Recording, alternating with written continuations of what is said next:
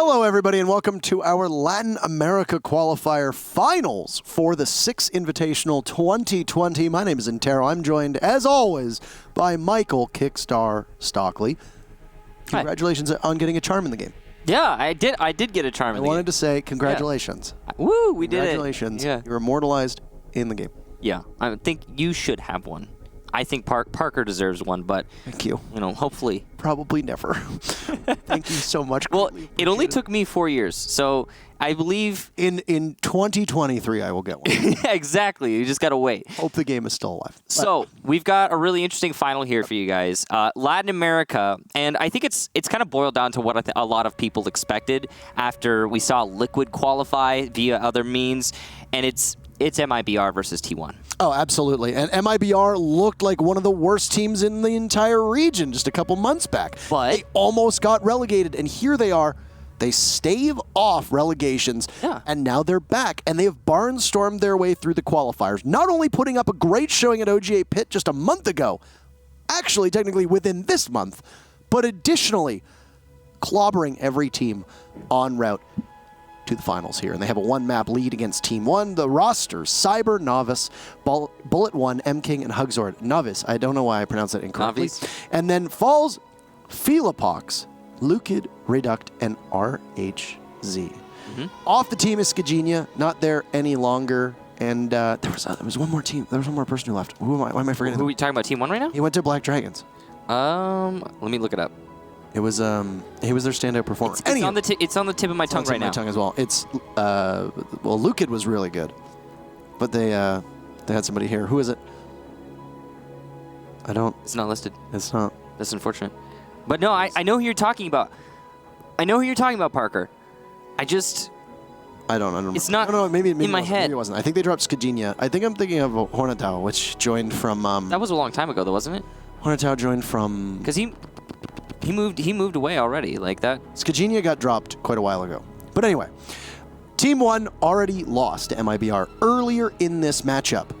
It was a 2-0 victory for MIBR. But if you tuned in to our EU qualifier just a couple hours ago, you would realize that losing 0-2 doesn't mean a damn thing, because BDS was defeated by Team Secret 2-0 earlier in the EU qualifier. And what ended up happening? Well, it was technically a 3-0 for BDS, but Secret, being in the winner's bracket, were gifted 1 map.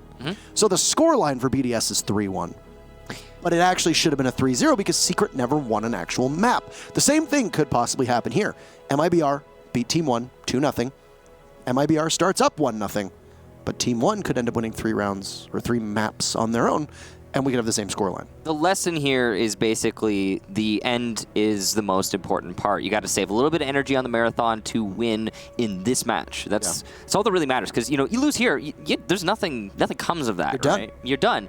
You don't get any secondary prizes. Just, hey, you're not going to the Invitational. That's unfortunate. Let's look at the map veto. Let's find out where we're going to actually play. Of course, this is a best of 5, so it's a pretty different map veto system. So you can see that the 2 maps that are banned are Border and Clubhouse. Villa is out. That is considered the map that MIBR wins. So we'll start on Consulate's MIBR's choice. Cafe will be our 2nd map. That's going to be Team 1's choice. Coastline is our 3rd map. That's MIBR's choice. And then Bank will round things out. Excellent. Excellent. In our EU matchup, we got to see Coastline, Clubhouse, and Bank. We're going to see Consulate and Cafe for sure. So 2 maps that we didn't see. We might see Coastline again. We might see Bank again. But there's no Border and there's no Villa today. Yeah, I mean, it's just, again, there's only going to be those 2 like actual bans that you get in the best of 5 bracket, just because we have a 7-map pool. You got to be able to play on 5. So it's a lot different. You only get to get rid of either A, your least favorite map, or B, the map you expect your enemy to be most proficient on. And, well, I mean, if we're looking at this right now, the last time these teams met each other was actually in this qualifier. MIBR got the 2-0 over T1. It was Cafe Consulate. Cafe was a hotly contested map. It went 8-7. That's the final round final potential round. And then Consulate was 7-3 for MIBR. So, we got these. I just don't think that Consulate being map number 1 is great for Team 1. And of course, that is MIBR's map pick. So MIBR is up 1-0 in both the maps that they defeated on deck. Right. That's a tough spot to be in. Yep. No, like I said, if you watch the secret BDS matchup, you know that this isn't all done. It's the we actually have to play this match. The match isn't played in theory; it's played in practice. And when you actually put these players in the server, crazy things could happen. MIBR is going to be coming in with the wind at their sails. They boot camped in Europe, at which every single member of MIBR got the champion rank, including, I can't remember if it was Cyber or Navi's. One of them ended up rank number 1. Really? In EU, yeah. One of them was the number 1 champion in EU, and it was, of course, one of the Brazilian pros who came over here. You get over here, I think from the back of my hand, like that makes it seem like Brazil is better than EU at that point. Yeah, back of the hand math would suggest that. What that suggests, yeah. Absolutely. So LATAM superior to EU. Now we know. Now, the thing about that is, like, yeah, okay, you come over, you boot camp, you learn a lot of lessons, and you can grind it out. So what them getting champion actually tells me is that they did just that. They were grinding really hard. Because as much as, like, rank really doesn't matter in the Rainbow Six Siege competitive space, in that little bubble, it's not relevant, right?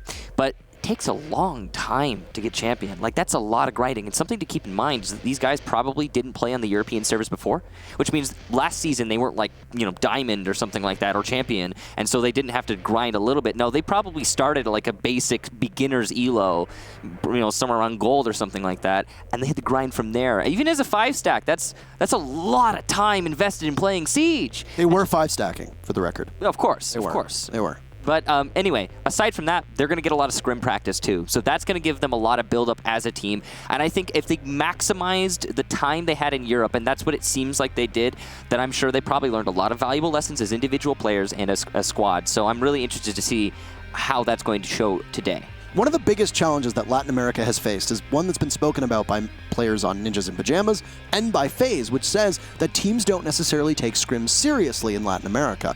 It was tweeted out by somebody on FaZe. It was agreed upon by somebody from NIP. In fact, it prompted one of the NIP members at the Raleigh Major to say that they learned more from practicing a day before the event, scrimming exclusively G2, than they had learned scrimming in Latin America all season long. And these are the same things that North America has said. These are the same things that APAC have said, is that when you get to scrim other regions, you learn new things. NA has said all the things they've learned from scrimming Latin America. APAC has said similar things from scrimming EU.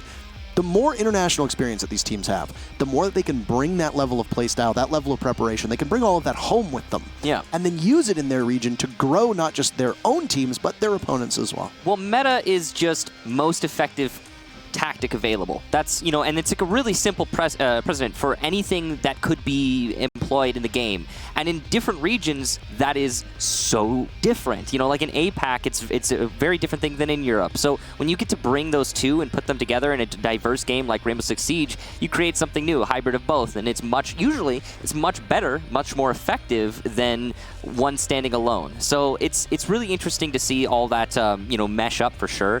And I think that, we're going to see an enriched MIBR here today. That's my hope for their sake, because to be completely honest, they've had such a bad turn of matches over the last half a year to a year. Since the 6 Invitational, really. Since the 6 Invitational, but then they did well.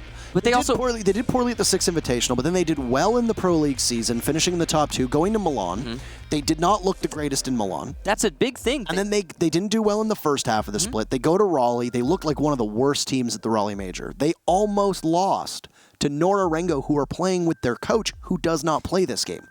That was a tough match to watch. And then MIBR continued their slide. And what happens? Well, they almost get relegated. Yeah. Keep in mind, this is a team that has a skin in the game. They're in the pilot program. MIBR is a massive organization, and these players have been around forever. And when they were competing under the Immortals brand, which is the same as MIBR, same company, Immortals Gaming, of course, they were one of the best teams in all of Brazil. And for a while there, they looked like they had joined the big three. And what happens? They take a massive step back. They did make a roster move, and they brought in Hugzord. Yeah. And since they've been boot camping, that team's abilities seem to have shot through the roof. Yeah, it's looking a lot better. MIBR are looking a lot more fierce. I mean, right now they're going up against T1, and as much as, yes, okay, history does not necessarily mean that T1 is going to lose here. MIBR 2-0 to T1, and T1 went on to beat a number of teams to qualify for this spot, to get into the finals. And it's just been an impressive bracket for them too. Team 1 beat Black Dragons, they beat Ints, they beat Elevate. I mean, they've been fighting pretty fiercely. That's three bully teams. They beat Ints twice to get here. Team 1's no slouch. And yeah, MIBR have been looking dominant. Another thing that I wanted to bring up, it was actually, gosh, I lost my train of thought, but I had something that was really interesting. What were you talking about earlier? You just forget one. I'm so forgetful. Gosh darn it. Do you ever get lost in your own eyes? No. You do? No, I don't look in the mirror that much. enough to do that. Wow. I can't believe it when you're as beautiful as you. Okay, there are people watching right now. I don't know what you were trying to say. I don't remember. But anyway, we got a community vote. Let's see how many of you actually voted this time before we get on in 79 to 21%. Jeez. That is almost as dominant as when it was 70% for Team Secret and 33% for BDS. I know that added up to 103%, but it was a bit of a joke. I was hoping this one would as well. Anywho, we got a game, so let's get into the very first map. Since we know that you don't want to be kept waiting, you always cry, start the game, start the game. Go. Well, you know what? I have the power to do that, and here we go. Team 1 will ban Thatcher, the most banned operator in all of Latin America. The Brazilians don't like him very much, and it completely changes their play style. Goodbye, Thatcher. I remember what I was going to talk about now. What were you going to talk about? Well, we were discussing MIBR's history at length, and one thing that I was going to make note on is MIBR have never had an impressive showing at a LAN before, and yet they get to almost all of them. MIBR get to so many LANs. I wouldn't be They had an surprised. impressive showing at OJ Pit. Okay, that's fair. They made it to the final 3. That's fair. That is their best LAN ever. They beat SSG. SSG beat them in the rematch, and then SSG went on to face Liquid. That is the best LAN MIBR has ever had. It was OGA Pit. And yeah, it was impressive. Well, not including BR6. Not including BR6. International LANs. You're right. I should be more specific. So at international LANs, MIBR has a terrible track record. That is the best result they've ever had. And if they, this is a good opportunity for them to redeem themselves. They've looked on a tear through this qualifier. If they go into this match, they absolutely destroy Team 1. They go to the Invitational. They give themselves another opportunity to say that, all right, even though in the past we haven't performed at LANs, at Invitationals, at Majors, at Season Finals, this is a different story. So MIBR's got a lot riding here, I'd say. There's a big storyline for them going into the Invitational. That mute ban is fascinating coming out from one. When was the last time you saw a mute ban emerge in Pro League play? So I did not watch the match. It was MIBR versus T1, Cafe Consulate, as I said earlier. I did not watch that match, but that is a target ban if I've ever seen one. They probably banned mute to negate a potential roam on the top floor while defending basement. As I'm sure many of you know, mute to assist roamers on Consulate is a very powerful tool. You can isolate a lot of the drone play going on from the attackers, and you could just slow down that clear so much that you, as the mute, will likely be able to fall back with like maybe even a minute left in the round, wasted a bunch of time, and you're just been so useful for your squad. So I am seeing that as definitely a decisive target ban based on the past match these teams had when they were playing on Consulate last time, and it was a 7-3 for MIBR. But who knows? It's entirely possible they just don't like mute for some reason, but that doesn't make as much sense in my mind. 10 seconds to Now, go. basement defense first. You can see there will be light roaming, at least on the middle floor. Pretty typical stuff here. Most teams like to roam the bathroom here when defending the basement because you can open up that drop down, you have a quick retreat, and you can slow down the attack. You've got an Evil Eye set up for the flank. Likely the other Evil Eye will be set up for the main garage. Rise is staying on this hatch here just in case somebody tries to rush from MIBR. C4 from Reduct, and it will net nothing. So that's just a waste there. That's one less piece of denial. And considering there's one Evil Eye on the flank to watch the locker hallway, not having that piece of C4, it could be really bad for Team 1 later on. Eagle Eye so very ready, he says, right as you make mention of it. So. I think he just put it down. It was because he was holding the flank for a while. Yeah. So MIBR do what every single team does, which is take and clear from admin side as quickly as you can. That second floor is where you want to be. Oh, Luke Kid's up top, and I don't know if he's been droned out quite yet over by console office. He's backed up by Rayduct. He's soft wall next to him, but Nitro Cell's already been expended from the Bandit. He's holding a tight angle, waiting to see if somebody's going to emerge from connector. Oh, that drone did not spot him. I do not think the drone spotted him at all, so Luke is going to be the bait. But, oh, finally Rayduct comes alive. Very first kill gets traded off as Luke gets dropped by Bullet, but Cyber falls. Cyber's always a great player, and then Rayduct gets caught. Stumbles onwards from Novice. So 2 kills for MIBR. Technically, it's Team 1 getting the opening kill, but it's essentially a glorified trade. I would say this is a hard win for MIBR, and especially as Falls goes down. That is an impressive win there. You don't expect Navi's to actually win that engagement, but he lands the headshot and wins the fight. Now you can see that Philippox is going to try and retake. He'll get Bullet on the yellow stairs, so that is something done at least. But he'll get traded back as he falls back into the site. That is really good awareness and calls from MIBR, and Hugzord specifically. Now all on Rise, and he hits a very clean shot onto M-King. So this is winnable, especially with the Alda. He actually sees an enemy there and downs Navi's insecurity, whether he knows it or not. That is a big win there for Rise. Considering how tight his gunplay has been so far through this round, I could actually see him clutching this out, even though Hugzord has good control over the site and knows where his enemy is. Pre-fire's coming up from Rise. An attempted plant here from Hugzord. Navi's has been picked up, and he's going to be able to hold while the plant goes down. Both low HP here. The Maestro, Rise, trying to get through one of these 2 bottlenecks, but both of them are not very opportune for the defense right now. He'll make a push into kitchen. He gets the control, but the drone distracts him, and he'll lose the round to Navi's after he got picked up. Nice clutch there from Hugzord, especially MIBR get round number 1. It's a bit embarrassing that he misses the drone in the first place and could have just stuck it out. We see a lot of people who take target prioritization towards your opponent, not necessarily the drone. I know it's just a small thing, but yeah, death by 1,000 cuts, I guess you could say. That would have been... It certainly was. He got swung on by the IQ. Now, the little sensor on the drone didn't suggest that it was on, but if you think you've got the Maestro in there, there's no way he's getting out of there without making a ton of noise. I think what really solved that round more than anything was the fact that MIBR traded off the Jaeger up top perfectly.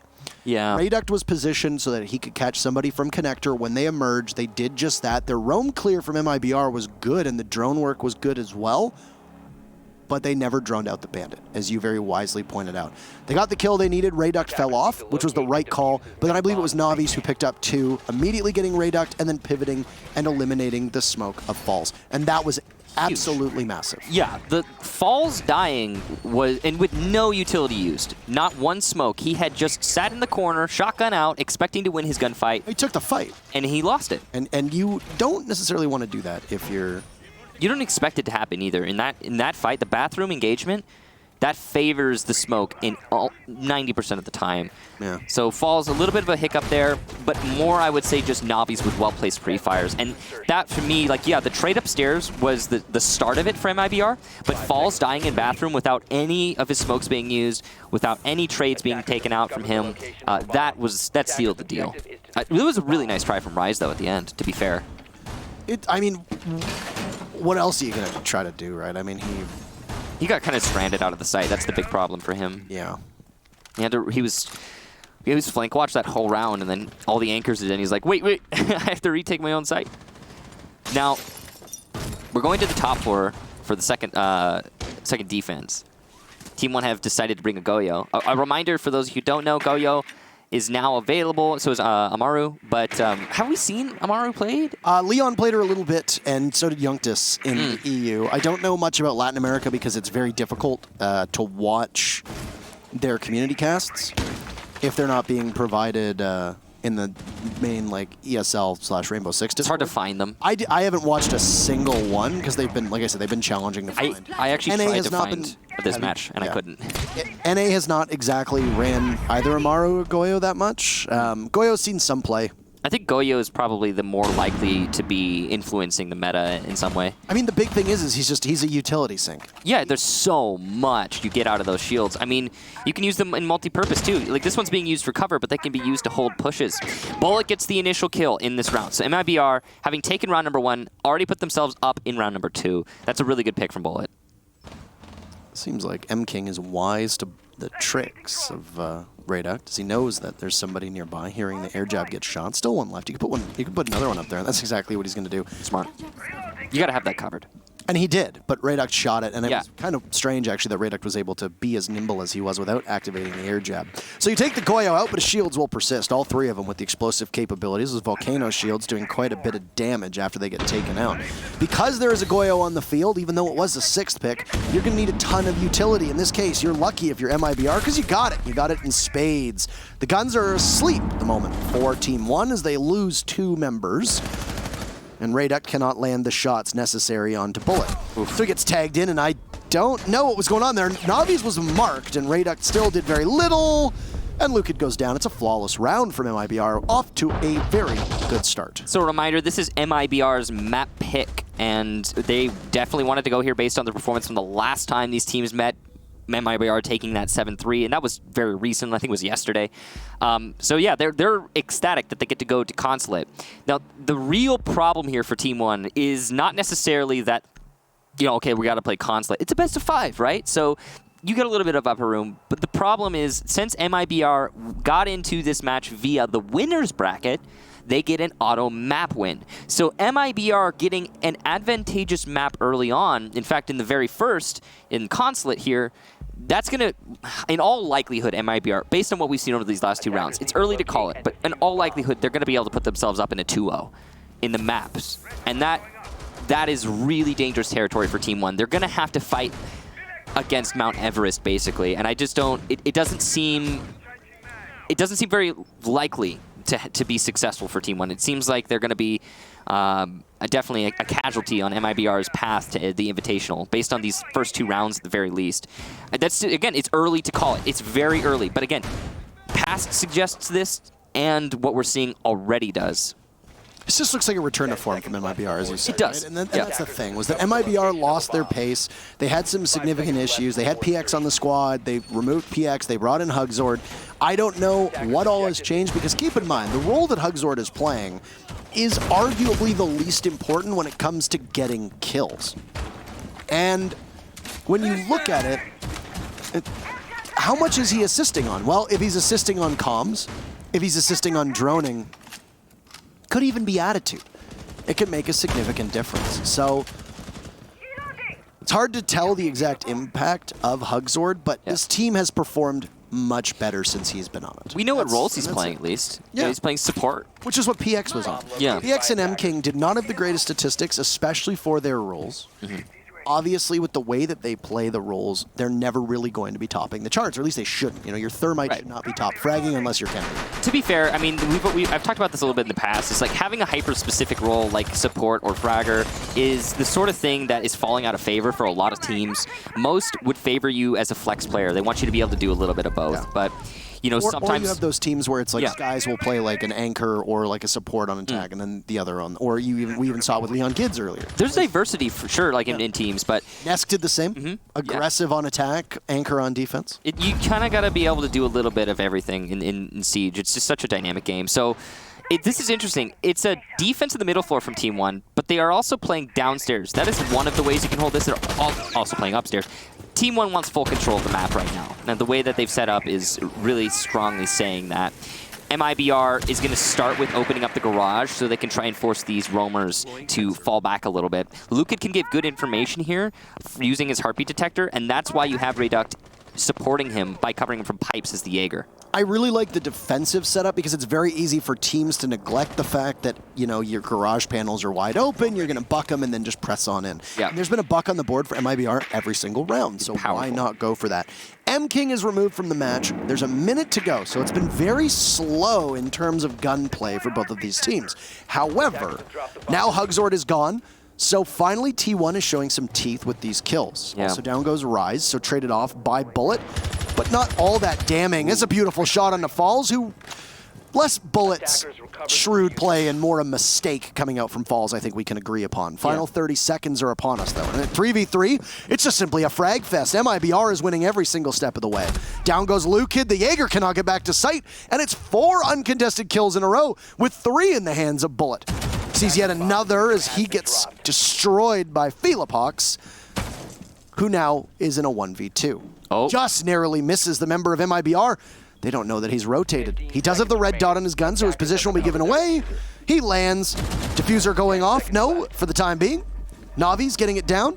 The Kaid will re-engage. He's got the wall open. There goes the C4! It could get them both, but it gets shot! And Philipox is unable to land the shots.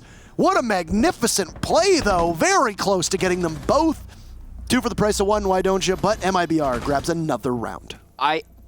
Undeniably clean from MIBR. Exceptionally clean, I would say. That C4 was an out-of-left field play that I don't think many players would anticipate and counter as proficiently as we just saw MIBR do. I believe it was Cyber on the buck. If it was, he was the one to shoot that C4. Props to him for that. But it wasn't just Cyber. It was Navi's. It was Bullet. Bullet with the 2 initial kills. He brought it from a 5-on-3 to a 3-on-3. Then Navi's with the entry into the site. He has site control now, and he can go for that plant. And then he covers the Soto push as well as planting at the end. And then Cyber, an abundance of soft destruction. He locked down angles early in the round by repelling on CEO, among other things. And then right at the end, he saves the round by shooting the C4 that would have killed both the planter and himself. MIBR are looking just tip-top after that round. And I firmly believe it is the sort of round that not only did Team 1 play poorly in, but also they still could have won it so easily. Team 1 could have taken that round if not for MIBR being so on point. So, yeah, just impressive stuff. 10 seconds left. Really, honestly, really, really well done. Yeah. Now we're going back to the bottom floor now. After 3 rounds in a row for MIBR, Team 1, credit to them, have not slowed down to keep rotating sites because they want to get somewhere that they're going to actually be able to take a round.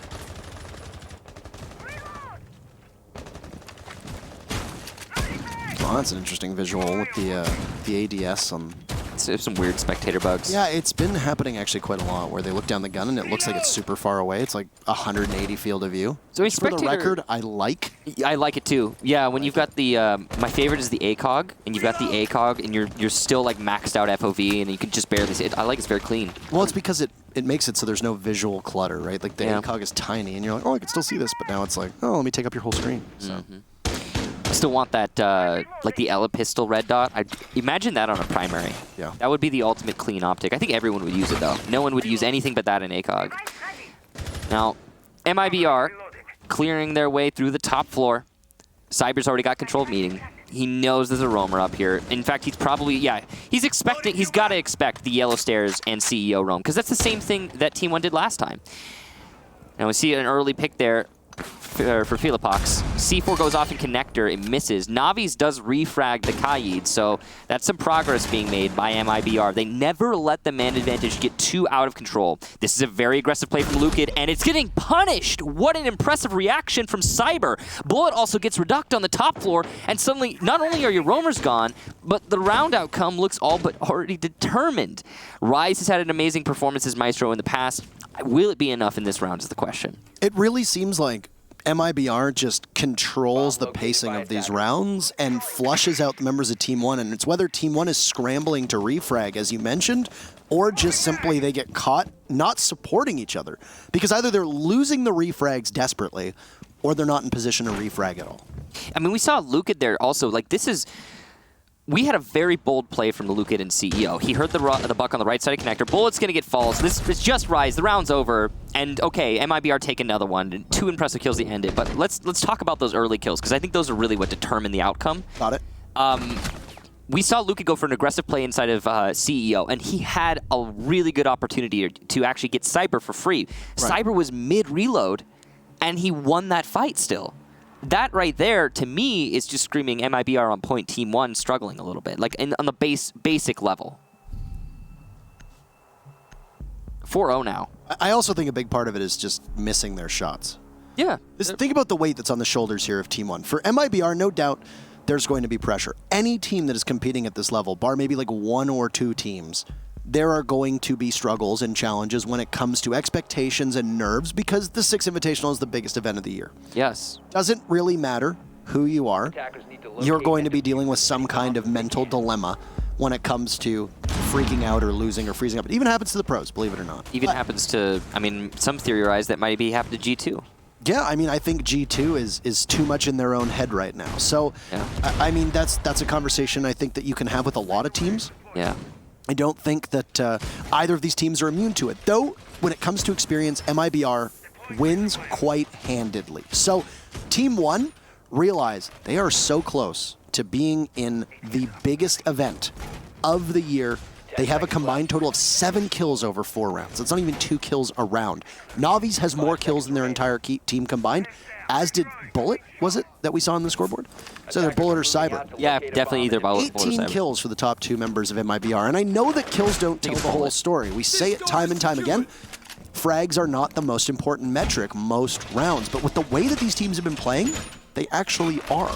Yeah, because MIBR are taking so many fights. And especially, well, Team 1, that's another thing. Team 1 are taking a bunch of fights, and they're just losing them. Absolutely. Team 1 are forcing initiative and then rolling like a 0. I don't know, something bad. I don't play D&D. They're playing really poorly, and it's showing in their aggression just falling flat. I don't know what the answer is here for Team 1, because the way that they're playing strategically, they're giving us some pretty basic setups, but they're doing it, you know, well. It's polished, it's thought out, it's practiced. But then when it comes to the actual engagements, that's where they struggle. There is a possibility to win as a team that cannot win engagements against your opponent. That is something you can do.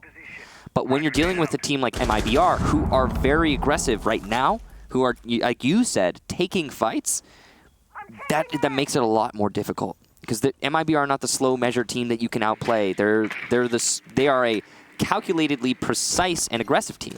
Nothing has worked so far for Team 1, as we've been mentioning, whether it comes to fragging or whether it comes to skill, or like skill on the actual sites right now. So what do you do instead? Well, why don't you go to the one bomb site that most teams are not going to know how to play, possibly, which is Tellers and Archives. It is the newest site that's been added here. Newest being like about a year old. Still a year. It was over a year old, because we saw it at DreamHack Montreal in September of last year. So first engagement's going to come from Bullet on to Rise, or Falls rather, playing around the server stack. Yep. And despite the fact that Team 1 are yet to get a single round win, this is their best chance so far. They have 4 of the 5 opening kills. They've been able to make very little from it. Yep. Team 1 backing themselves up, but they've been backed into a corner right now around B bomb site. Both Bullet and Cyber have taken a pounding when it comes to HP, leaving just Hugzord fully healed, whereas Team 1 still hold an advantage in a 4v3. There's no flank opportunity presenting itself, at least from what we find, but it is a split-level bomb site, so you know that someone's going to be playing over towards the A bomb. MIBR haven't really droned this out at all. Finally, we see a drone go. It'll skip by Rise, who misses most of his shots. This is what I'm talking about the shakes. You don't just miss an entire magazine on a drone like that. Lukid's Yokai coming in to assist Rise, so he'll be able to disorient somebody that pushes in, which is going to be mighty soon, because, hey, there's 24 seconds left. A chunk of HP goes off of Rise, he gets splattered against the wall, and the Thermite is in. A C4 from below will need to happen to stop Hugzord. He's planting in the corner. Will the call come out? Rayduct is down below. There goes a Toxic Canister. Bullet will give a numbers advantage, but Falls trades off onto Cyber. Bullet is downed, and it's Hugzord in a 1v2. Falls is on 1 HP. Diffuser down, so objective will be the play for MIBR. The Thermite knows that there's a rotate hole open, but there's only 2 ways back up to the site. A belated C4 will go off. Back to the barricade. Hugzord will wait. He's got some protection. Will they swing at the same time? He sees a Toxic Canister go out. He's waiting to see if he can see through that Marigold smoke. He'll get pushed. Does he see the Mozzie? 1 HP. It's just between him and Rayduct. Slightly flashed, running out of time. You know that Rayduct is going to have to go for the objective. But Hugzord with the monstrous clutch. 5 in a row. You're not slowing MIBR down at any point in time. They got one more round to go for the flawless half, and they are very firmly in control of this match. MIBR absolutely nailed that round to the board. They made one major mistake, and only one. Once they had Teller's control, 2 of their players dropped down to try and get the final frags. And that was unnecessary to the max. It was a misstep that could have cost them the round. But luckily for MIBR, Hugzord is there, and he will not lose rounds. He simply won't. So he takes it, wins it, and now MIBR are up 5-0. The real beauty of that round to me, though, was the way that MIBR collapsed on Tellers. There was Jaeger playing inside of Tellers. I believe it was Rise. And he was, you know, big job, responsible for holding on to that. But what happened to Rise? Well, 3 things happened all at once, at the same second. We had a Zofia lifeline come in to stun him. 2, in fact, I believe. The nade to make it so he can only be playing far from the door. And just as an added cherry on top, in case, Thermite rushed up the Visa stairs from the basement and came through the rotation hole. Just in case that Jaeger got his 2 teammates. He still would have had site control, and he still would have been able to plant and potentially even still win that round in 1v2. So, good play from MIBR. Lots of contingencies in their strategy. The refrags never stop. Another thing to note is Team 1, they put themselves up in man count early on by 2 kills and still managed to lose that. It's not the first time in this match. Attackers are moving to defuse a bomb. I know that we talk about opening kills an awful lot. That Siege GG statistic always jumps to mind, where it's like 70. something like 70-80% after the teams that get the opening kill end up to go on to win the rest of the round. Yeah. Team 1 has all but 1 opening kill, and the only time they lost it was on the flawless round from MIBR. They've been able to take a numbers advantage, and sometimes even so much as 2 kills to start. Well, they're going to get it yet again, even though this is very quick action. 2 frag grenades drop, and MIBR's in the site in 30 seconds. All right. What? Diffuser is going down. Another member of MIBR will hit the floor. Opened up very quickly. Hugzord was the clutch master last time. M-King will take down Rayduck. A 3v3 with Diffuser down. Rise needs to peek out at some point. He'll be tussling with Hugzord. Excellent view from above as Philipox jumps out into a Claymore before taking M-King down. Hugzord felled, so it's all up to Bullet. It's him versus Lukid in a 1v1 as he eliminates Rise from action. Diffuser is far away though, but look at the HP of Lukid. I know that the carbine is in the hands of the Jaeger, but it's only going to take 1 bullet. He teases out, and it's a shot to the knee from Bullet, a flawless half. All it takes is 1 bullet. Well, he's bullet 1. And he gets the 1 shot down and the Jaeger on the floor, and that's a 6-0 for MIBR. So not 1 round for Team 1. They're struggling. More like Team 0. Oh! No! Oh, no! No, I'm just kidding. I'm just kidding. I don't mean to say such things to your team. You're doing fine. It's just, it was just an opportunity to have a little bit of comedy. And I would never pretend to be funny. You're the funny one here. Like I'm the funny one? Yeah, because you make jokes and then I don't respond to them. Well, I thought that was what I did. You make debt. But that was the other way around. Is that you? I think that's me. Is that you? Parker. Oh, it's me. We're a little confused. It's a Spider-Man meme. They're pointing at each other. Wait a minute. Look at us. Who would have thought? Who'd have thought? Who'd imagine? Not me. Not me. Not me. No. Who'd have thought? Now, we've got a 6-0 on our hands here with MIBR looking indomitable currently. And now, usually when that gets said, things change. So maybe that's what's going to happen here. But MIBR are lining up for the 2-0 in this best of 5. And, well, what is the next map? The next map is Cafe. Again, this is Cafe. Team 1's pick is a map that yesterday MIBR beat Team 1 on. It was an 8-7, to be fair. An 8-7 is a very close result, but still. I'm just a little bit puzzled by the map selection by Team 1, if I'm being honest. Hopefully, for their sake, they're going to be a little bit more confident today than they were yesterday on that map. Now, what we can see right now is that MIBR are more confident today than they have been through this whole qualifier. They're looking just ridiculous. And it's mostly Bullet and Navis. I mean, look at those guys. 12 and 10 kills. That's So it was Bullet. It was Bullet. I couldn't tell if it was yes. Bullet or Cyber. It's 22 kills between 2 people. I have seen Bullet take over games entirely.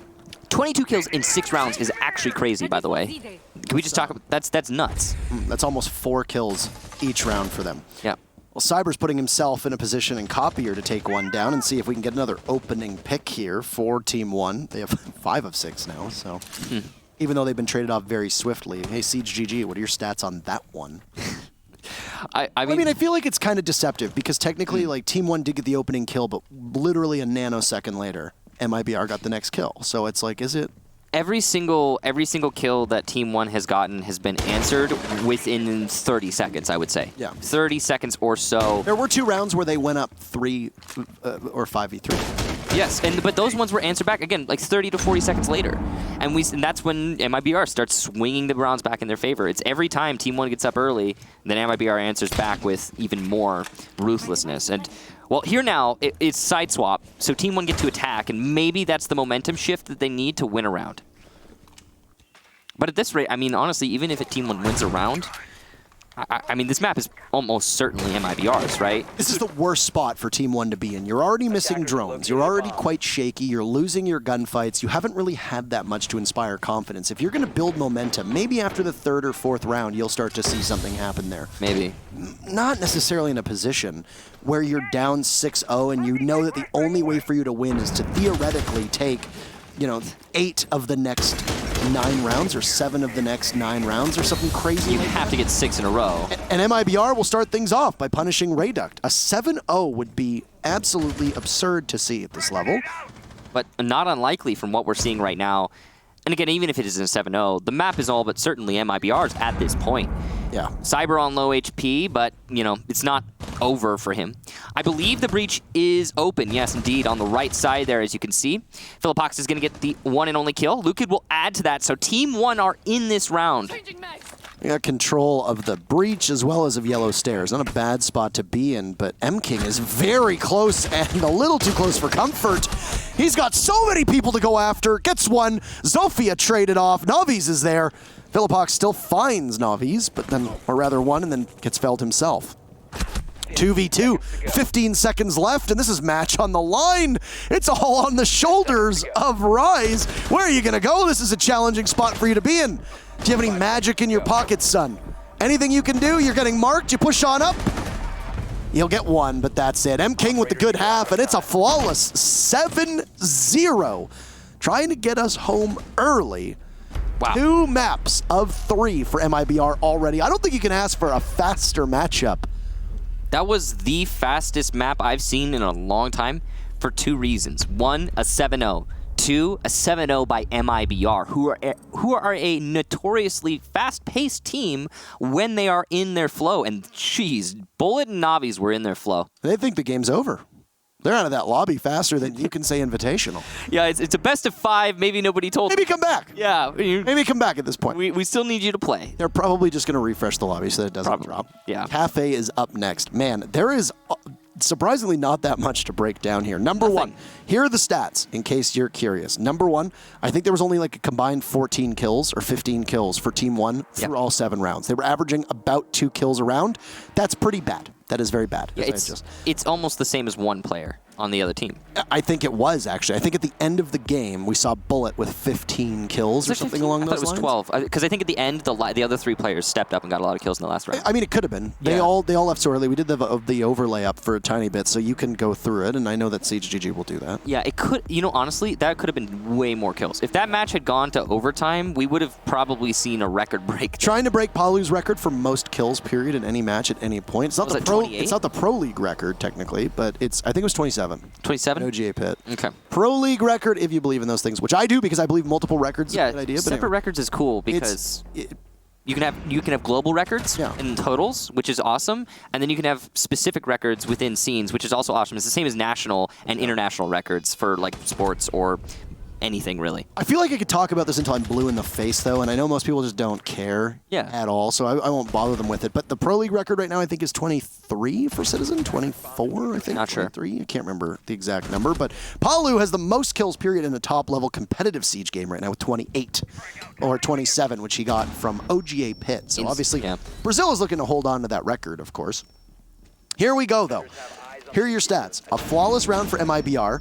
They planted the diffuser 4 of 6 times on attack and were successful every single time playing the objective on frags, though. They didn't even win it out on time. They just went for punishing every single time. And then additionally, Team 1 had 5 of 7 opening kills and translated that 0 times. That's 0 times, Michael. That's yikes. That's bad. That's not. Can we get it? Can we get an F in chat for Team 1 in that match? But what does that tell you? You get the opening pick when the statistics so heavily favor you to be able to translate that to a round victory, and you can't do it once, not even once. What does that tell you about the team's staying power and their mid-round to late round? That speaks purely to MIBR's professionalism, their refined play. I gotta say, that was a really fun match to watch. Not because it was interesting, not because it was two teams going at each other and we got a lot of competition, but because I got to see an MIBR that looked like a razor blade cutting through butter. It was incredibly impressive. You cut your butter with a razor? Nobody does that, but I was trying to be dramatic. You say sharp knife. A sharp, hot knife cutting through butter? Hot knife through That's, butter. I think, the common one. The point is, MIBR looked truly impressive, and if they continue that trend in Map 2, we're done. And this will be the fastest best of 5 I think anyone's ever seen. Well, technically, Map 3. Map 3, but they were still given the victory. We got a break ready for you, and then we'll be back. Are we almost done with Latin America qualifiers? We don't know. You don't know, but we'll be back, and we'll see.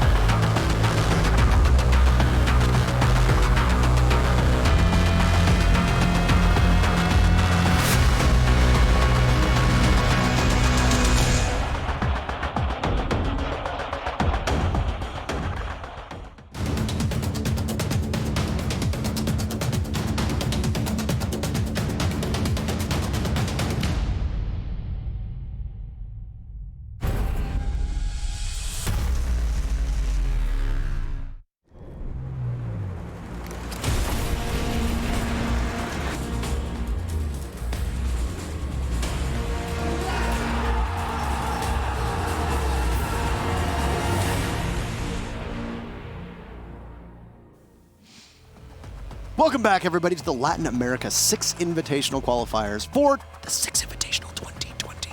We got our beautiful logo right up here. We got all of our different branding. The Invitational branding knocked it out of the park. If you're listening, whoever did that, yes. 100 times yes. They really did a good job. Is that a hexagon? I think it's a hexagon. I can't... yeah, it looks like... I think it's a hexagon. I think it is. The 5 sides. Is excellent, and I think that falls on the shoulders of Lore from Ubisoft. Maybe Stuart. I don't know if he was responsible for the branding. I don't know who. We'll find out. I know that they are jointly working on the 6 among others. Nailed it. Among others. Excellent job. So clap. If you could clap in the chat for them, please. Thank you. Join us now, in clapping. Here and now, we've got what is looking like potentially the fastest best of 5 I've ever seen. That first map was less than half an hour. And we already had an auto-win map for MIBR. Less than half an hour. And since we had an auto-win map and a really exceptionally fast map... We went live 46 minutes ago. And that includes the preamble and the break. So if this is a fast map again for MIBR, then we're... wow! I got a flight to catch in like 12 hours. And we were imagining he was going to have to cut it close. Yeah, we were like, okay, this goes the full distance, like blah, blah, blah. Like, no problem. I'm just going to go home and sleep, and then I'm going to get on the plane and fly back to Toronto. Right, yeah. If this no problem. Yeah. Sleep for like 5-6 hours. Now, MIBR is like, let's get Intero on the plane. He did... At this point to Canada. He did qualifier broadcasts, like not the finals, and then we got like a little, like 8 hours, 7 hours. So you want to know my schedule? So Monday morning, so we had Sunday was USN. Monday I wake up in Vegas. I have a flight midday. Pojo Man and I on the same flight. I land in Toronto in the evening, Monday evening. I stay in Toronto overnight. Tuesday evening, I fly to Poland. My plane is delayed at a Toronto Pearson Airport, so I land late in Germany on Wednesday morning. I miss my flight. I need to spend the whole day in Germany. Yikes. I fly to Poland. I get to Poland in the evening of Wednesday evening. I sleep and then wake up at Thursday morning at 2 a.m. to cast the NA qualifiers, then go to bed once they're done. They were about 6.5 hours. So we did the NA quals on my stream. I go to bed. Okay. I wake up. I go for a haircut. I go grocery shopping. I clean my apartment. I nap for a couple hours. I wake up again, and I do another round of qualifiers on Friday morning, which you were a part of. And then I go to bed, and then I wake up, and now I've casted 1 best of 5, and here we are for the 2nd best of 5. And then the moment this is done, I go home, I pack, I sleep, I fly back to Toronto. So basically, MIBR knows this, and they're trying to do Parker a favor. I slipped them some notes being like, yo, make this one quick. And they're on. Daddy's got to fly. Yeah, they're on it. My schedule is not a joke, but what I just said about paying off MIBR is totally a joke. That is a joke, yeah. And for the 2nd time in a row, MIBR will ban out a castle. And we'll see, for the 2nd time in a row, we'll see a very wonky ban here. We saw a mute ban that was banned by Team 1, and it didn't really seem to do that much at all. This is, again, a rematch. These teams played each other on this map yesterday, so they're they know what they're getting themselves into. Also, for people that say, like, no rest for the wicked, like, that schedule gives me anxiety hearing me talk about it. Yeah. And I'm sitting over here, and it's giving me anxiety, and I'm like, damn, that is a rough one for sure. But, hey, we're here, and, again, because of how fast this has been so far... it's not about me. I don't mind casting until my flight. It doesn't matter to me at all. Watch... I don't want people getting the impression... Team 1 win the next 2 maps, and then we go all the way to the end. Yeah. Which is honestly fine. I don't mind at all. I actually kind of want that. I can sleep on the plane. Because honestly, the only way that Team 1 could do that, by the way, is if they play out of their minds. MIBR are looking so polished right now. That's the best word I can use. They look like a well-oiled and refined machine. Yeah. Did you make a refined joke because oil is refined in oil refineries? Did you? Yes. It was very inadvertent, though, wasn't it? Yeah, kind of. But I was looking for a word, and it was appropriate. You know when it's like you're just like throwing it out there, and you're like, oh yeah, that fits. Yeah. Now, if Team 1 win 2 maps in a row, the point I'm trying to get at is they're gonna have to step it way up. They're just it would be one of the best matches we've had in Siege in a good long while if that were to be the case. It would be pretty high up there, and rightfully so. This is the Invitational qualifier. You want to be a world champion? Well, you got to win the Invitational, and in order to win it, you got to qualify for it. So here we are. And that's what these teams are trying to do. Brazil has not won a world championship yet. Neither has APAC. As per Ubisoft's definitions, they refer to the 6 Invitational winner and the 6 Invitational winner alone as world champions. And I say this because a lot of people think that I made that up. I did not. I do not make the rules. Ubisoft refers to teams as world champions. Therefore, there have only been 2 world champions. Oh, no. Who's not droning top of red before you drop? They did. And Cyber could have picked up a second kill because there was somebody else there and almost gets it. They didn't drone it thoroughly enough, that's for sure. And it's No going to be... way! Oh, That's no! a run out! Almost gets another. There was 3 of them out there. And Cyber goes for the big plays. Oh my goodness. Falls looks the wrong way and he'll fall right into the waiting arms of Navi's inside of mining. Have they droned out mining at all? Oh no, this C4 cannot land, but it will. Navi's gets 1, and he's lined up for a second. There's no way this is happening already. It is happening already. The aggression from MIBR is born of pure confidence, and it's confidence in the knowledge that, yeah, okay, we're just winning our gunfights. Let's take more gunfights. Rise is looking to change that, but he's caught between a rock and a hard place, whose names are Hugzord and Navi's.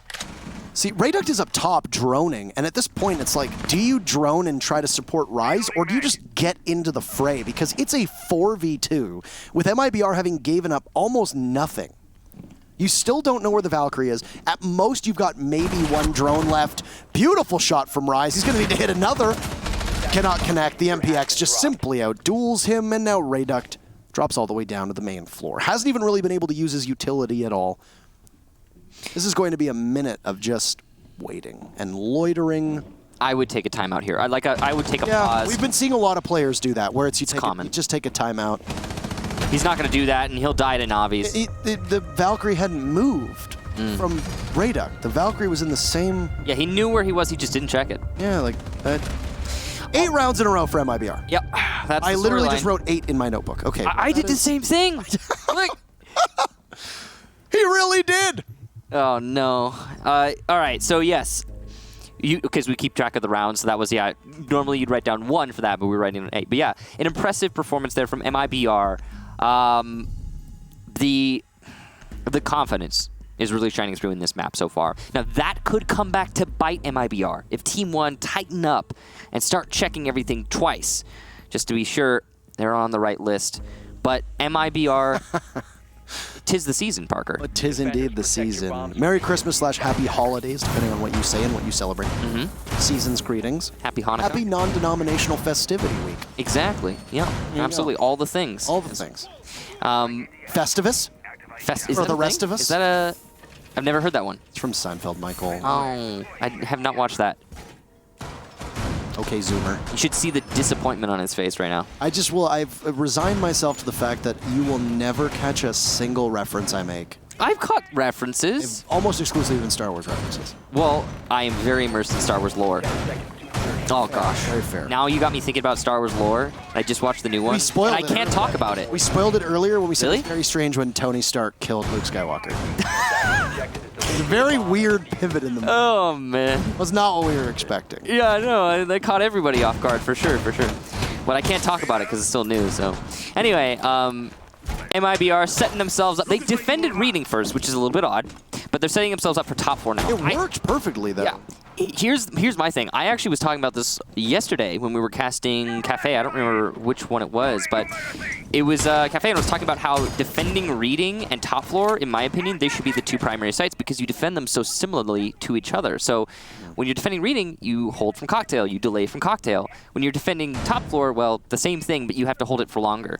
So MIBR leaning into that top floor proficiency, and I really like to see that. I think it's smart. Of course, the basement kitchen, I should say, is still very good, but you know, I like the thought process MIBR are bringing out here. Navi's with a really nice angle, and I like that he put it open on the fly. Rise will be punished if he goes in front of the window.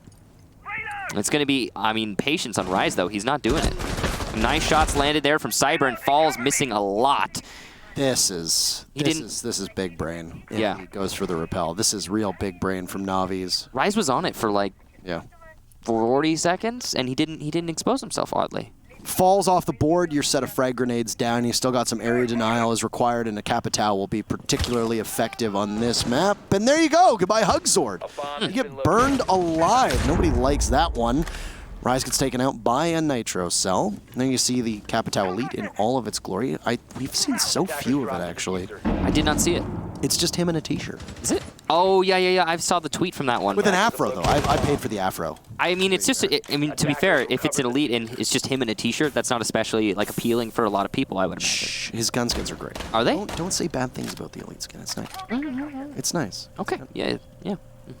So, you got top of red control for the attackers at the moment, and, well, that's a nice shot from Bullet. He recoils downwards and takes the head off of Luke Kid, and Philippox is in the middle of the site in a sea of barbed wire. He finds one, but traded off swiftly, and yet another for MIBR. As the story goes, geez, this is a very quick one. That's round number 9.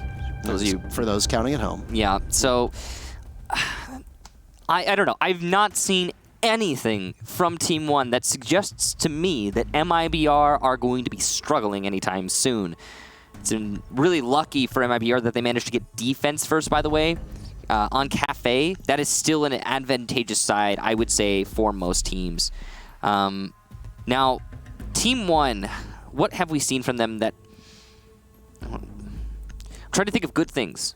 But honestly, most of what we've been seeing are bad. For example, we saw out on the east balcony, pressure being applied by Team 1 to the white stairs, but that pressure was negated when Falls lost his gunfight to Cyber. I mean, okay, yeah, you lose gunfights sometimes, but that was definitely a situation where Cyber had an extreme disadvantage. He was the one peeking through the window, whereas Falls could have been anywhere outside on that east balcony or near the radiator. So, I don't know, so many little factors adding up to hurt Team 1. That's just one of them, of course. There's also the fact that Team 1 are not droning before they're pushing things more often than not. For example, we saw Hugzor get a pretty much, I'd say, free kill on the player who pushed out of Cigar, trying to take into main bar, because he didn't check Freezer as he was making that push. There's so many... I don't know, there's gaps in the Team 1 play, and I don't think that they're going to be able to correct it, because to me, it looks like Team 1 are mentally checked out of this match right now, to put it bluntly. There's so little that I feel they can do here. It's their map. They're getting demoralized already. Cafe is a very defender-sided map, so maybe we'll see something tighten up. If we see a perfect cycle here from MIBR, I'm thinking no. Yeah, this is... just one perfect cycle, and I think that should be it. MIBR are looking for the knockout punch, as you could say. There's some significant connection issues that are happening. They seem to have resolved themselves, at least for now. Hopefully that continues to not be a problem. Hatch goes above both the Mozzie and the Goyo. Watch that red plug in the top right corner. It is scary. The moment that it turns red for too long, you hear... And you're gone. Rayduct, speaking of gone, bullet 1. And that'll be 1 getting the opening pick, but charge right in. Cyber's there. Nobody drones yellow, or nobody drones, rather, on the top of red. The drone lights were yellow, so somebody was clearly on it. Mixing up my colors for a second there. It's okay. It's understandable. Happens from time to time. Rise will just repel on in. He's with Philippox. And they'll both head on over towards white. The gridlock wins the fight. Very easy to do. It's actually Luke Kid who gets the credit for the kill, all right? So a joint effort. I was going to say, the F90 is such a nasty gun. Is that the AUG on Gridlock? Yeah, it's real nasty. Yeah. I feel like people are sleeping on it. No, it's a really powerful weapon. I think it's mostly it's because it's on Gridlock. It's the same thing as Fuse's AK. Fuse's AK is one of the highest DPS guns in the game. I thought it actually was the highest DPS. It's one of. I'm hesitant to say the, but it is one of the highest, and people don't like it. Why? Because it's on Fuse. Intend your statements, coward. He's on a 3 armor. You know, yeah, it's attached to a boat anchor. If Fuse were a 2-speed, people would play him a lot. I swear. Well, Gridlock brings great utility, though. So here's the thing. And that's why she's there. She's got smokes, just like he does. She's got a secondary shotgun, which is excellent. And her utility is really strong, too. So strong. And you can see right here, Rise knows that somebody is playing on those stairs. So does Luke Kid. But where do they go next? Yeah, they need to actually pressure the site. Now, luckily for T1, the bakery wall is opened up. This is an opportunity, though, for Navi, since no one's checking it. His patience will pay off, actually, as he gets no kills, in fact. Impressive flick there from Philippox. He really shouldn't have won that fight. Reduct will get M-King as well. It's all on Hugzord, and that's the first round in a good long time for Team 1. First round, in fact, in this whole series. Couldn't come at a better time for them when you consider it. Oh, yeah. Like I said, perfect cycle for MIBR right there. I think that would have sealed the deal, but it has been denied by Team 1. Looked hairy for a couple minutes. It did. It's looked hairy for about 40 minutes, to be completely honest. And the cycle is broken. So you can build off this momentum if you're Team 1. As MIBR, they didn't really take a lot of chances. They have been playing very loose, though. We saw that from Cyber with the way that he was playing, very aggressively underneath the hatches. There's a certain, I think, bravado that you need to rein in at some point. Yeah, remember when I said earlier, the confidence that MIBR are displaying could, end up working against them. Well, that was the first round where they got punished for their overconfidence. Yeah. Good job to Team 1 for actually hammering that home. I cannot believe the degree at which the Valkyrie missed, though. That is a heartbreaker. Yeah, to be fair, that was a really big upset there. A little bit too much patience, I suppose. Don't know why that's such a hard word for me to say, even tripped me up during the cast. But yeah, no, it's unfortunate when you see moments like that where Navi's could have definitely taken control of that round, just missed out on the opportunity. But let's talk about Philippox for a second. Or Philippox? Philippox. I mean, it was honestly fun. Yep. I was thinking the way you were saying it. Let's talk about him for a second, because he was the one who flicked on the Valkyrie. He was the one who saved that round. Yeah. And you just can't give the man enough credit for that. So good job to him. Of course, I think the newest name here in this whole match. So yeah, impressive stuff. He definitely is the newest name, like the least known player in this matchup right now. And Navi's going to get the first kill onto Lukid.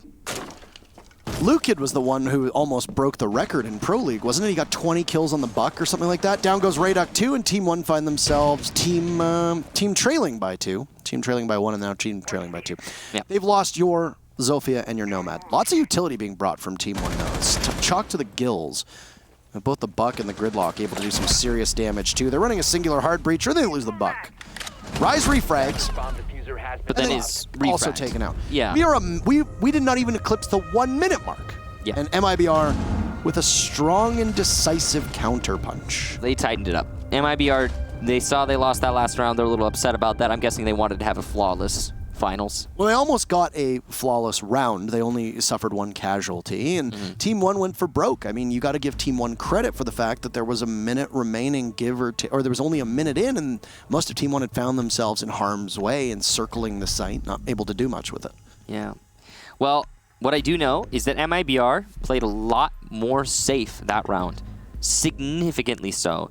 And well, I mean, kudos to them for not letting the one round that Team 1 managed to get earlier slip out of control. And we'll see if MIBR can keep that ball rolling. I mean, so far it's looking like they're going to be plenty capable of it as long as they don't get too in their own heads and think to themselves that they can do anything. Like they did that one round. Now, it'll be top 4 defense yet again. MIBR, Havoc had, I mean, they've got...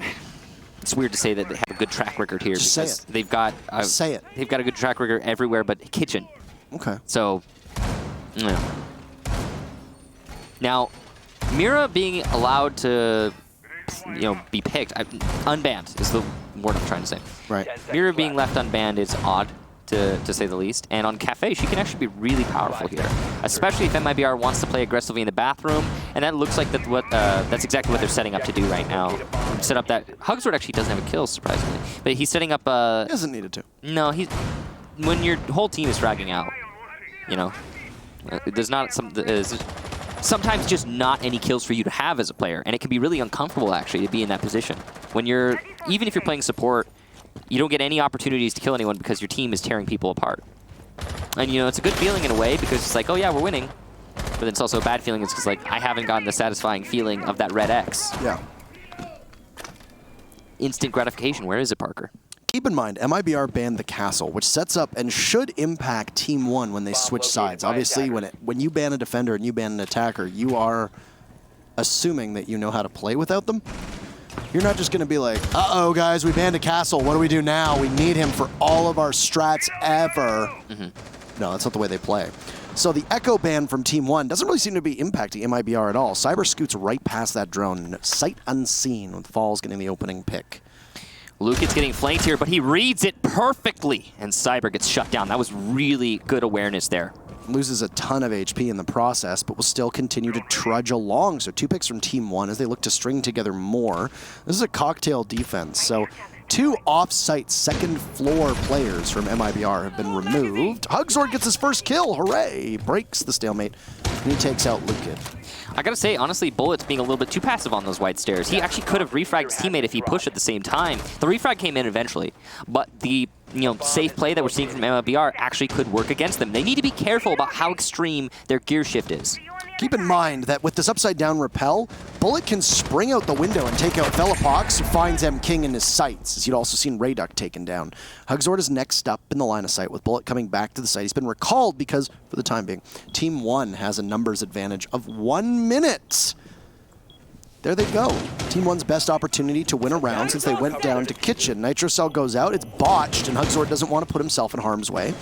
He'll get that Nitro Cell back. There's a buck below him that's doing some major overhauling of the cocktail site.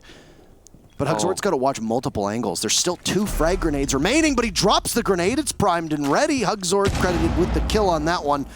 To a 2v2. Felipox still in the windows. Tossed out a smoke to try and isolate. He'll swing right on in, and the Mira is there. Beheads Felipox, and where's Rise?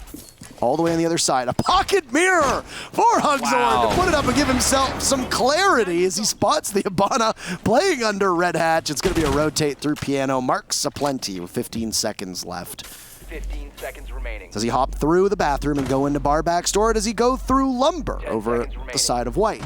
Well, it looks like it's going to be Lumber. And it's Hugzord with the kill. Goodbye, Rise. 4 kills from Hugzord. He breaks the stalemate that he had of 0 kills. And, well, the kill... Is he called a stalemate? Stalemate kills? I don't even know what word for that. He eats the donut? Yeah. He's something I can't do. Oh, no. 4-1 MIBR. Yeah, no, okay, so yes, it was a big round for Hugzord. I guess in order to get him to perform, you just need the rest of his team to die, because that's really what we saw there. Most of MIBR tried to make a lot of plays elsewhere on the roam or on the anchor aggressively by the piano, whether it be from the bathroom or from Cigar, doesn't matter. And they got shut down. So the passive play there from both Bullet and Hugzord managed to win it out, even though Bullet didn't end up doing anything at all. He just held White Stairs, denied it as a point of access to Team 1, and forced everyone to confront Hugzord. And then Hugzord won all of his gunfights. So, yeah, I don't know how we've never really established a turn of phrase for breaking free of a no-kill situation as a player.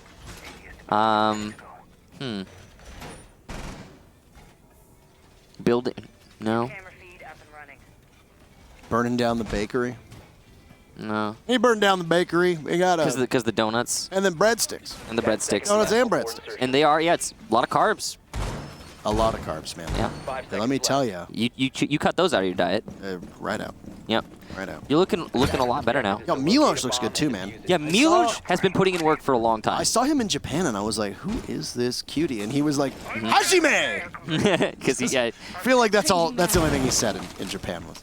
No, because he said everyone. How do you say everyone again? Every time he would address the crowd. It's weird. He speaks so many languages, you know. Yeah, he speaks like 4 or 5 or something like that. Like 10. Something crazy. I feel like when he's 35, he's gonna speak at least 8. People will speak of it. He's like the Pope. He speaks so many languages. People will speak of his legacy. Yeah. Final round of defense for MIBR, and they have not been thwarted by the Echo ban that was introduced by Team 1. The Thatcher ban that came out from MIBR might be doing quite a bit of damage to Team 1 when you look at it. When they switch sides, there'll be a Mav ban from Team 1 that will affect MIBR, and then a Castle as well. It's another kitchen defense. It did not work well at all for MIBR the first go-around. And that could be the saving grace for Team 1. But the thing is, MIBR are not playing this they're playing very dissimilar to the last time they were on this site. They're playing a lot safer. I think MIBR have realized Team 1 are not to be messed around with. Even though MIBR are dominant in this match, they really want this to be as expedient as possible to guarantee the win. And so MIBR are playing in that fashion. They're trying to be smart about it. So, again, a gear shift from MIBR. Let's play it smart, trying to win. Is that? No. Is it gonna go? No, it does not go. Is it? I'm trying to remember if that's wood or not. I've never C4'd there before. It is. It is wood. Sure is. M King gets a kill from it. Felipox goes down, and as Felipox is one of the top performers, that's really big. No damage done there to the second person peeking. That's Falls.